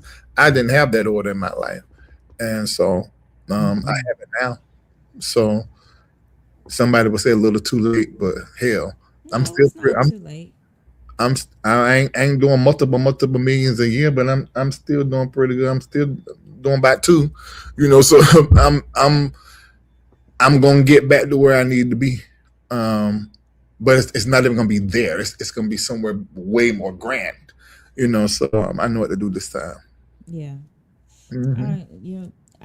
I'm always looking within because at my school, I'm a teacher. So I had started I bought this cabinet, got all these snacks and stuff like that. And all the kids come to my classroom. They went, can I get a snack? Can I get a snack? So this week is Teacher Appreciation Week. I said, if I don't get nothing from y'all this week, ain't no more snacks. Ain't no more snacks. Ain't no more snacks coming out this until next year. I'm done. You know how much snacks cost? Listen, I know, especially the inflation. A snack is an attack on your pocket. If I don't get a card, a letter, cause they still steady coming. You got any more snacks? Nope, sure don't. Spread the word. Nope, not getting no snack. And so they was like, well, you have money. You got. It's not about money. It's about you appreciating what I'm doing for you. So this letting me know that you don't appreciate what I'm doing. You just take, and you don't want to give them back. No, not doing it. But Lisa, back in the day, I would have kept doing it. Exactly. That's where I'm at. Past that. And the reality is, for those you know, Lisa was just like Lisa, Marco, everybody around was the same way I was. And that's complete, and I don't have any grudge in my heart at all. I mean, what do you expect somebody to do when somebody is giving you everything you need and providing security? Of course, that person is not going to leave you. They're going to think the best of you and love you and do everything until it doesn't benefit them no more. That's just human behavior. It looks worse if it's done in the church, but it probably could hurt worse, because your expectation is high.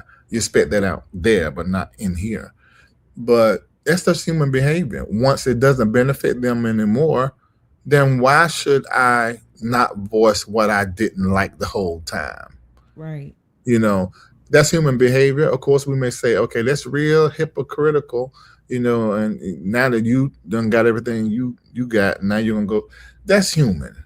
That is absolutely human. So I don't have any grudge in my heart towards anybody about anything at all. None. And that is, I was talking to somebody that's a professional, and they said that is phenomenal. And I'm being honest. If I won't pass it, I will say it, and it could probably help somebody. Right. But I am past every betrayal, every stab in the back. I'm 100% past that, because I know the part I played in it. Had I not been a certain way at a certain time, had I healed certain things, that would have never happened. If I had just listened to the Spirit, because I ain't going to lie and say Spirit don't tell me at the beginning, just override it. That's a boundary. I had a boundary issue, so yeah. I don't have nothing. I can't think of one person that I feel a certain kind of way that I couldn't see them and speak and hold them, because I still love them. Once you get my love, you got it forever. I can't think of not one person. I'm going all the way back. I can't think of one person at all. Well, I still have work to do. Oh my God. But God is still worthy to be praised. I still have work to do. But I didn't have no choice. I didn't have a choice. You didn't have a choice.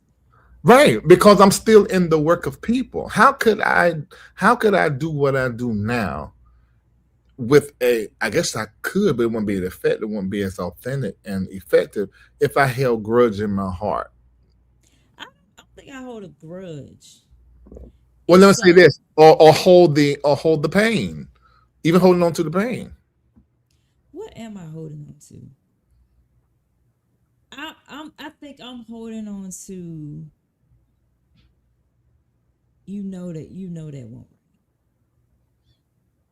And I don't want to, because I feel like I always have let it go, because I'm a let it go person. I'm a keep swimming type person. Pisces, it's nothing bothers me. But I feel like certain things that have happened in my life, you don't get a do-over from that. And so I don't have no ill will towards you, but I don't have to ever speak to you again. I'm gonna say the exact same words of Mako, and I get it, and I understand it, and I got it. That doesn't mean anything wrong with you.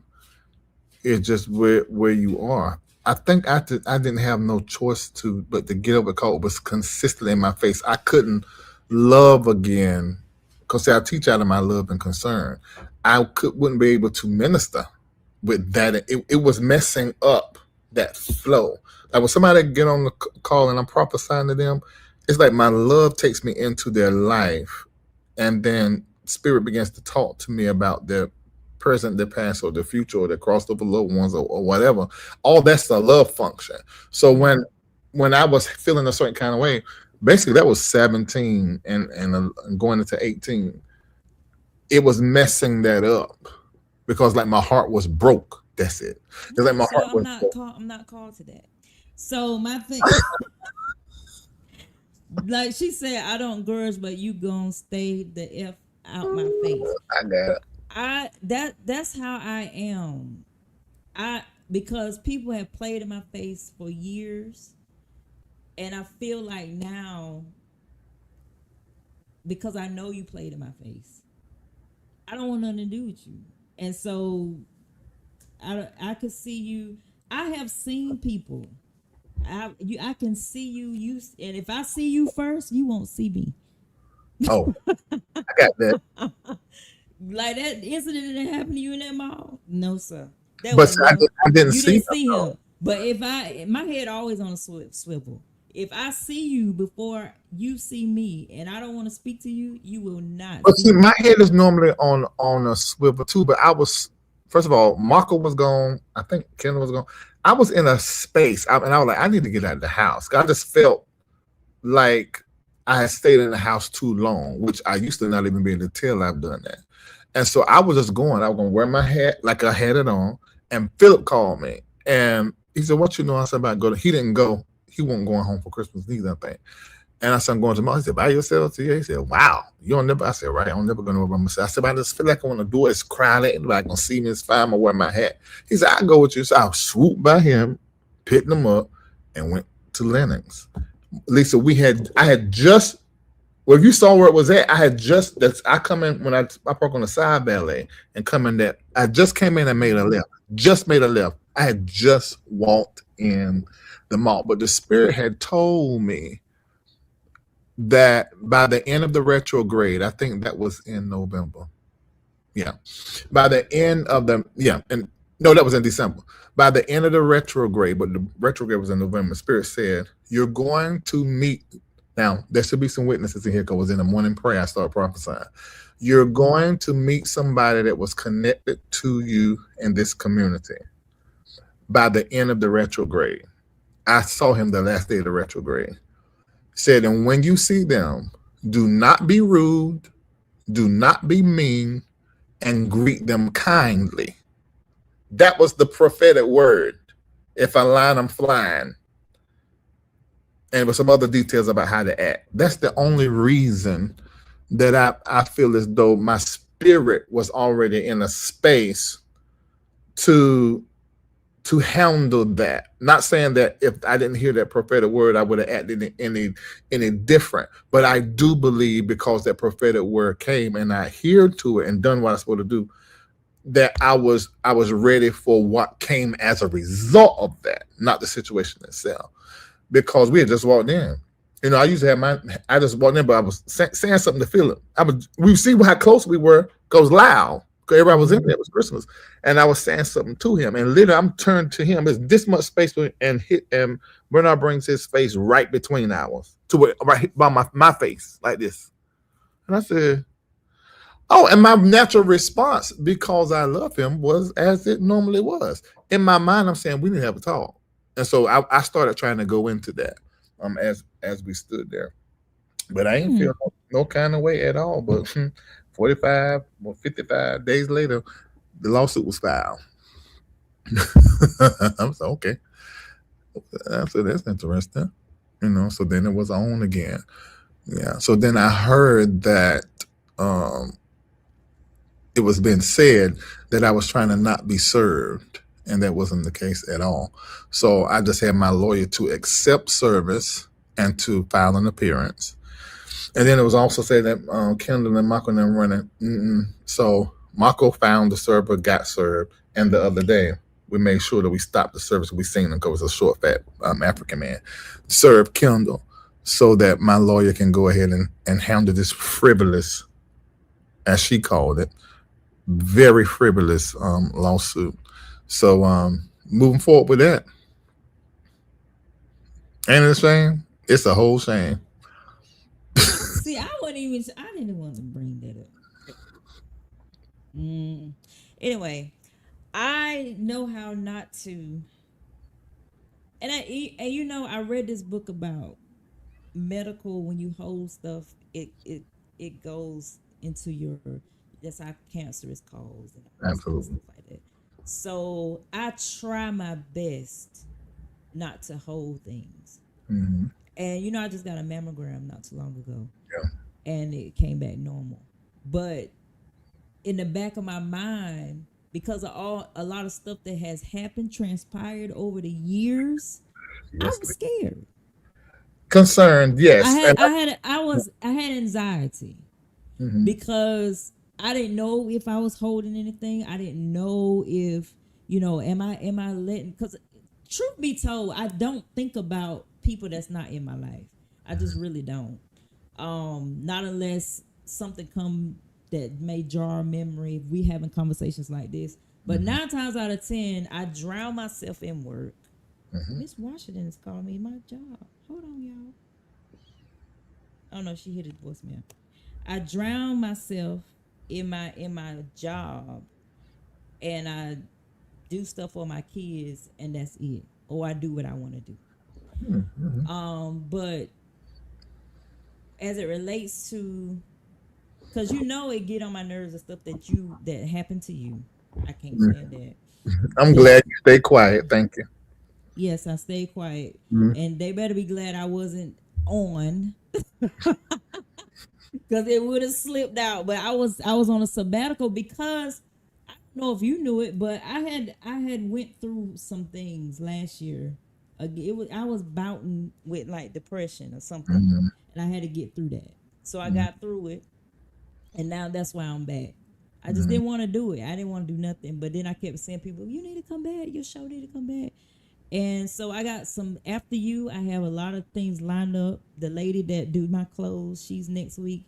And the man that I listen to his praise breaks every time I go on my walks, Corey Mickey, is going to be here on May 19th. I want to know how he made them break. I love his praise breaks. So I had went through that, and then but I just don't understand people. That's just the thing. I just don't understand it, and I don't want to go through because I don't want to get you in trouble legally or nothing like that. So I won't get in no trouble legally. Okay, well, let me say this. I really feel like it just would. I always didn't have an easy feeling about them, but because I smoothed it over because you were saying who he was to you and all this kind of things. But if people would really see the interaction that I had with them, you could tell I really didn't care for them. You were giving it a chance.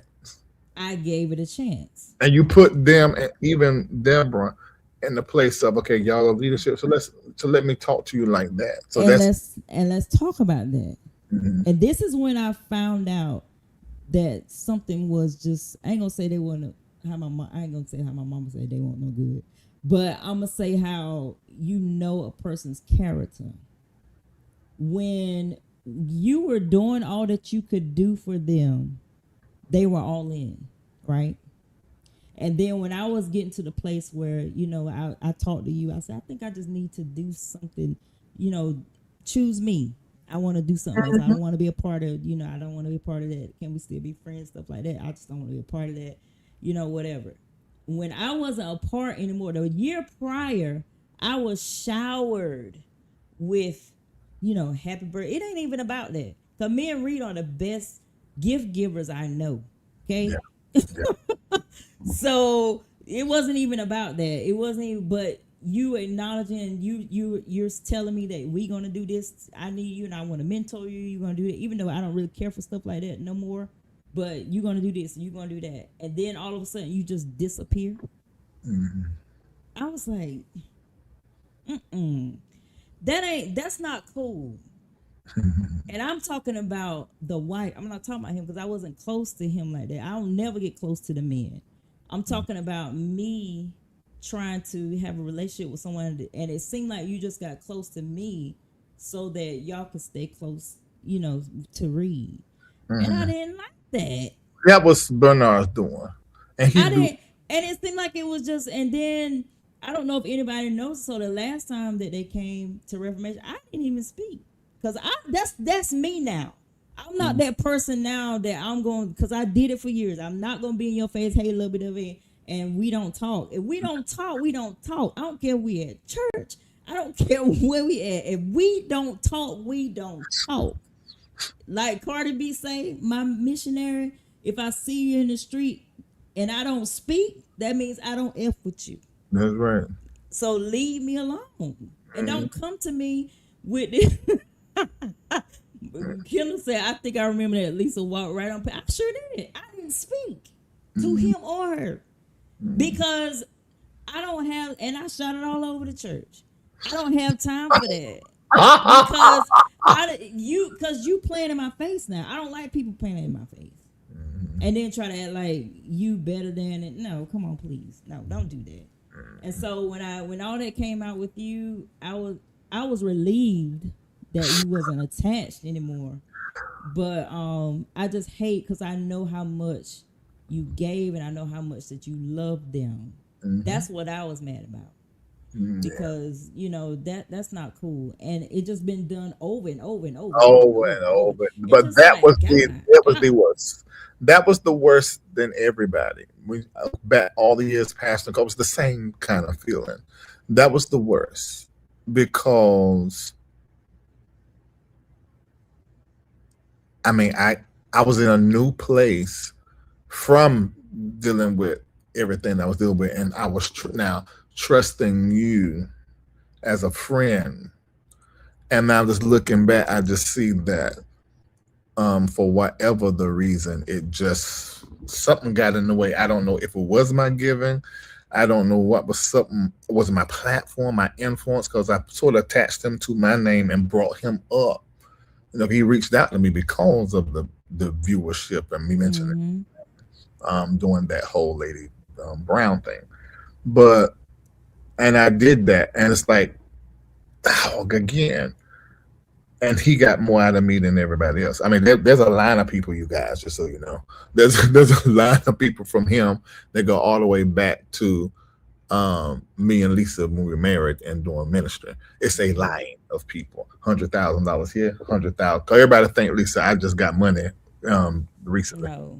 So it was 100,000 here, 10,000 here, 20,000, 30,000 here. It's happened so many times, but when I tell you, that was the last. That was the absolute last. It will never happen again because I'm clear now. I have my boundaries. Oh, that's good.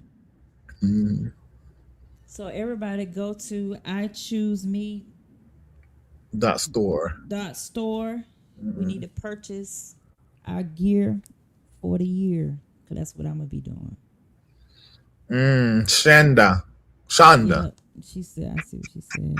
I think he targeted you as a predator masking under the guise of being your mentor for your money platform. I don't think it's for my money though. I don't think for my,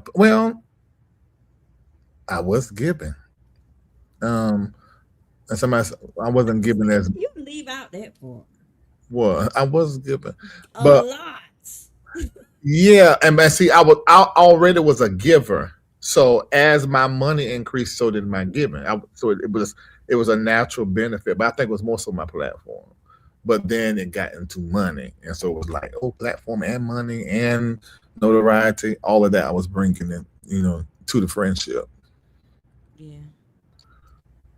Oh, thank you, Wayne. He purchased this for his wife. Okay, great, thank you. But I'm happy for you. I'm happy for this journey that you're on now. Mm-hmm. Yeah, And I told somebody this. I said, Lisa ain't never been that kind of woman. And when I told her what I was going to be doing, moving forward, she was like, I'm so glad you're doing that. This is about time. Shamako to Junior to, and so many of the people that I'm responsible for undergirding spiritually. It was like everybody in concert said, finally. And I want to say, I heard everybody when you said it all these years, particularly Lisa and Shamako. I heard everything, even when it comes to my personality, being too hard, being too mean, not emotional enough. Like, I heard it. I just had to get here on my own. And all these betrayals and the pain and the loneliness, all that worked together to bring me to where I am right now. And I feel better than I have ever felt in my life. And I'm happier than I've ever been in my life. And it's not because of money or a person or at all. It's just I am clear. So you look real good. That was a good picture right there when you were sitting there, you were like that. That was good. That would have been a good picture. Please stop. I'm just saying it would have been. I was listening. Mm-hmm. Okay, we got to go because I got to watch this game. That ain't gonna change. No, it ain't. Me and my mom used to watch the game together, especially NBA. And Zari trying to get in the kitchen, so I got to go. Oh, I think I seen Zari in the chat. Our lovely children. Lovely, amazing. Zoe last night was somewhere. Let me tell you where she was. I made her come home. Good. Zoe was on Verbena Street. And Verdana? Verdana? No, Verbena. VER. VIR? VERBENA. Located in Dixie Hills, West Atlanta. Why should we saying high? That's what they do in West Atlanta. So I looked it up. It said considered to have a high crime reputation, experiencing multiple violent incidents, including shootings. She said, "Can I stay?" I said, "Nope, come home." Oh, no. Why our children want to? We raised them. Why they want to go to try to be in with thugs and not thugs, but in those areas where it's more urban than what they're used to, and you got to have smarts for the street in the area. That's why they want to do that. And don't even fit in. They don't belong and she there. Playing real life bumper cars and everything. Crazy. What you mean real life? You know how many accidents she done got?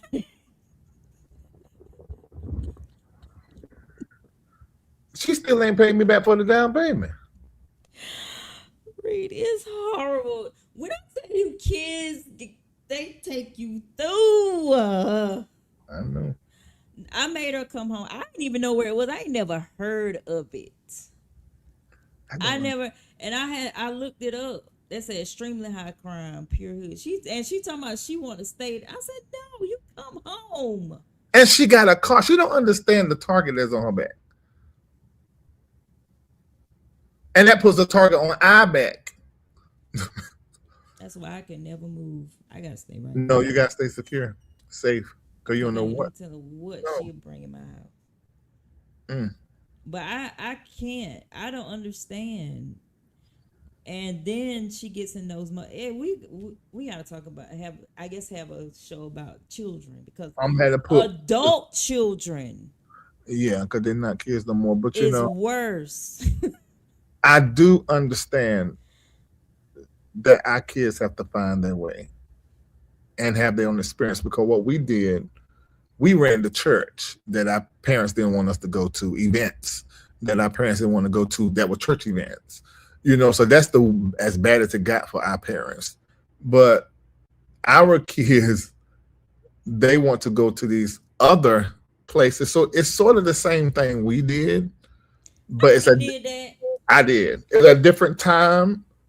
Listen, yes, you did. Cause you didn't tell me when I did it. You were going with me places. We said we were going to church, but we were freaking on the side of the road in the car. And we still went where? To choir rehearsal. But we were still doing it our way, though. What I'm saying, we were doing it our way. Reid. We were doing it that way. It was not like that. No, it wasn't. We didn't make those choices because they weren't available for us to make, or we didn't want to make them. We were really saved. You know, Yeah, so, that's what you I'm know, trying to say. yeah, yeah, it just, so that was, we loved music, we loved the church, we loved all of that, but then they got to find their own way. So I just be doing my protection prayers. They don't even know. They daddy I'm is. glad you doing it. You doing it too, just a different way. I can't. She brings my anxiety up here.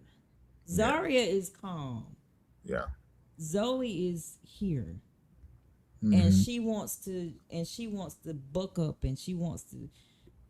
Yeah. Did I tell you what she texted me? Her door was open to her room. She keeping it clean now. Her door was open to her room, and she didn't have a bed made, nothing like that. So I text her. I said, Zoe, when you leave the house, you need to make your bed. She said, I would appreciate you not going in my room when I'm not home. Then you wouldn't know that my. I said, you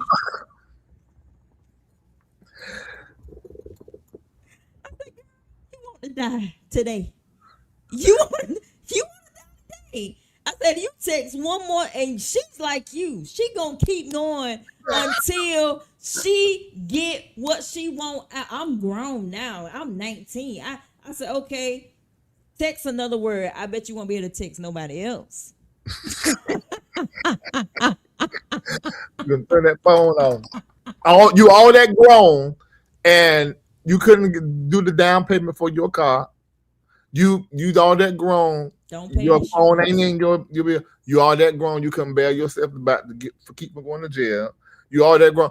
That don't even. But see, that generation, they don't understand what grown is and responsibility is because we spoiled them. Michael was telling me him and Joshua, always Joshua needs some whatever, and Michael, saying what he said about it, which we all do when we talk to other parents.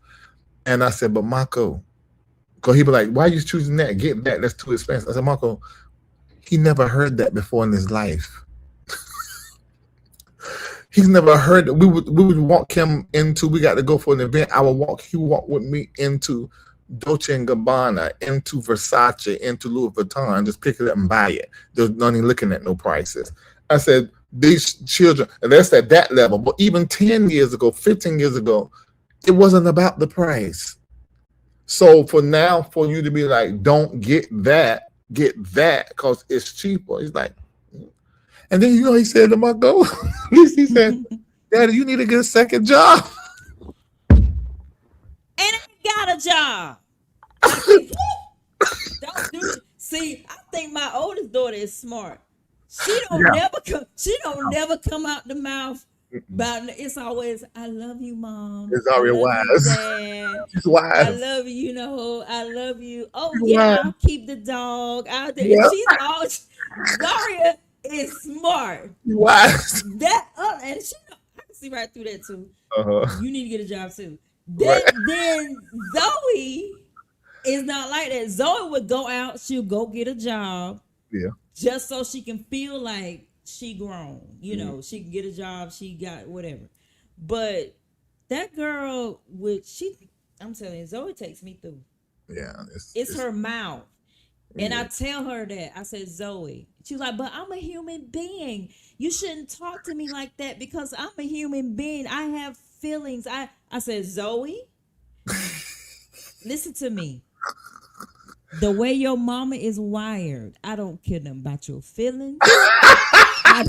I don't care how you feel. I don't care about none of that. When you hear me talking, you just need to stop talking.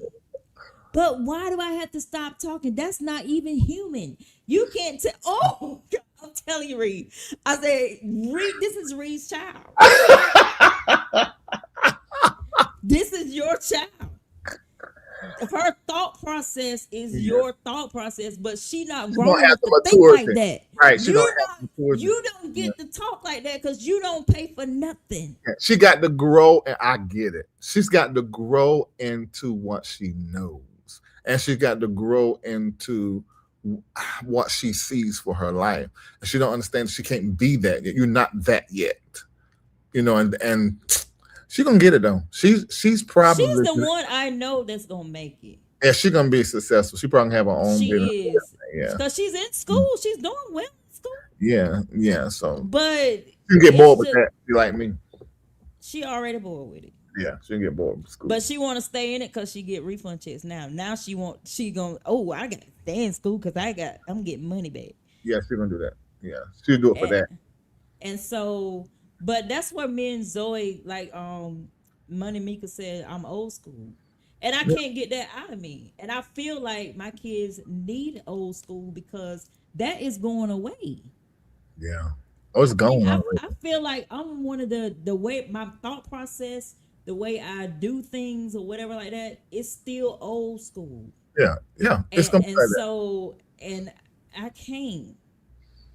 Cause my daughter, they act like, I don't know what she act like. But the kicker is she don't talk to you like that. What dare? No. She do not talk to you like that. And that pisses me off. Because what you talk to me like you talk to me? Oh no, that They will not. no. Zaria don't talk to both of us like that. Nah. But Zoe Zari is wise. she tries me. Yeah. And then when I cut her low, Mm-hmm. then she wanna cry. Cause I go into all of that. How are you talking to me like that? You don't even wash good. I can't believe you said, oh, I go low and dirty. You done open it up now. I'm finna where you at? That's Pat. That ain't no Pat. That is Pat all day long. But they know. I mean, they just know. I'm just not gonna say. I'm not gonna give them all that. I'm just gonna go silent and disappear. And they can't handle that. They're daddy girls. They can't handle that. Listen. But Zari is wise because Zari, is. she knows how to move. I see her though, but she knows how to maneuver. And she know how to back it up. She know where to come forward. So look at, I'm proud of you. Yeah. You cunning woman. Yeah, she know how to use her femininity. She do. She do. Hi, Mom. How was your day? And sometimes I'll be like, sorry, get out of my face. But she's so cute. She is. And that's how Zoe get me too. Because Zoe is cute. Mm-hmm. Yeah, but anyway, I gotta go. But thank you for being on. I appreciate it. And before you go over the waters, I guess we'll sit down one more time. I'm a visit, but I'm not staying yet because I have some things that I have to do. I got to call Miss Washington back once she called because I took a third of her. Actually, do you think I should keep this? Why? Marco said we'll talk about it later. I just don't know what's gonna happen, but it don't make a difference. Cause either way, I still can stay there. I don't care about no war. Ain't nothing happen to me. All right. May the 22nd, Ibukun will be released. Bless. I was like, what? Okay. All right, 22nd. Okay. Post about it. Okay. All right. Thank see you. Bye. All right, you guys, that is it. And I hope to see you next Tuesday. I'll be talking to the lady that TS Couture. If you've seen me wear anything custom, she made it. You need to get in here, see if you can get some stuff made from her. She is excellent. She does a great job. We're going to be talking to TS Couture next week. And the week after that, we'll be talking to Corey Mickey. Y'all have a good night.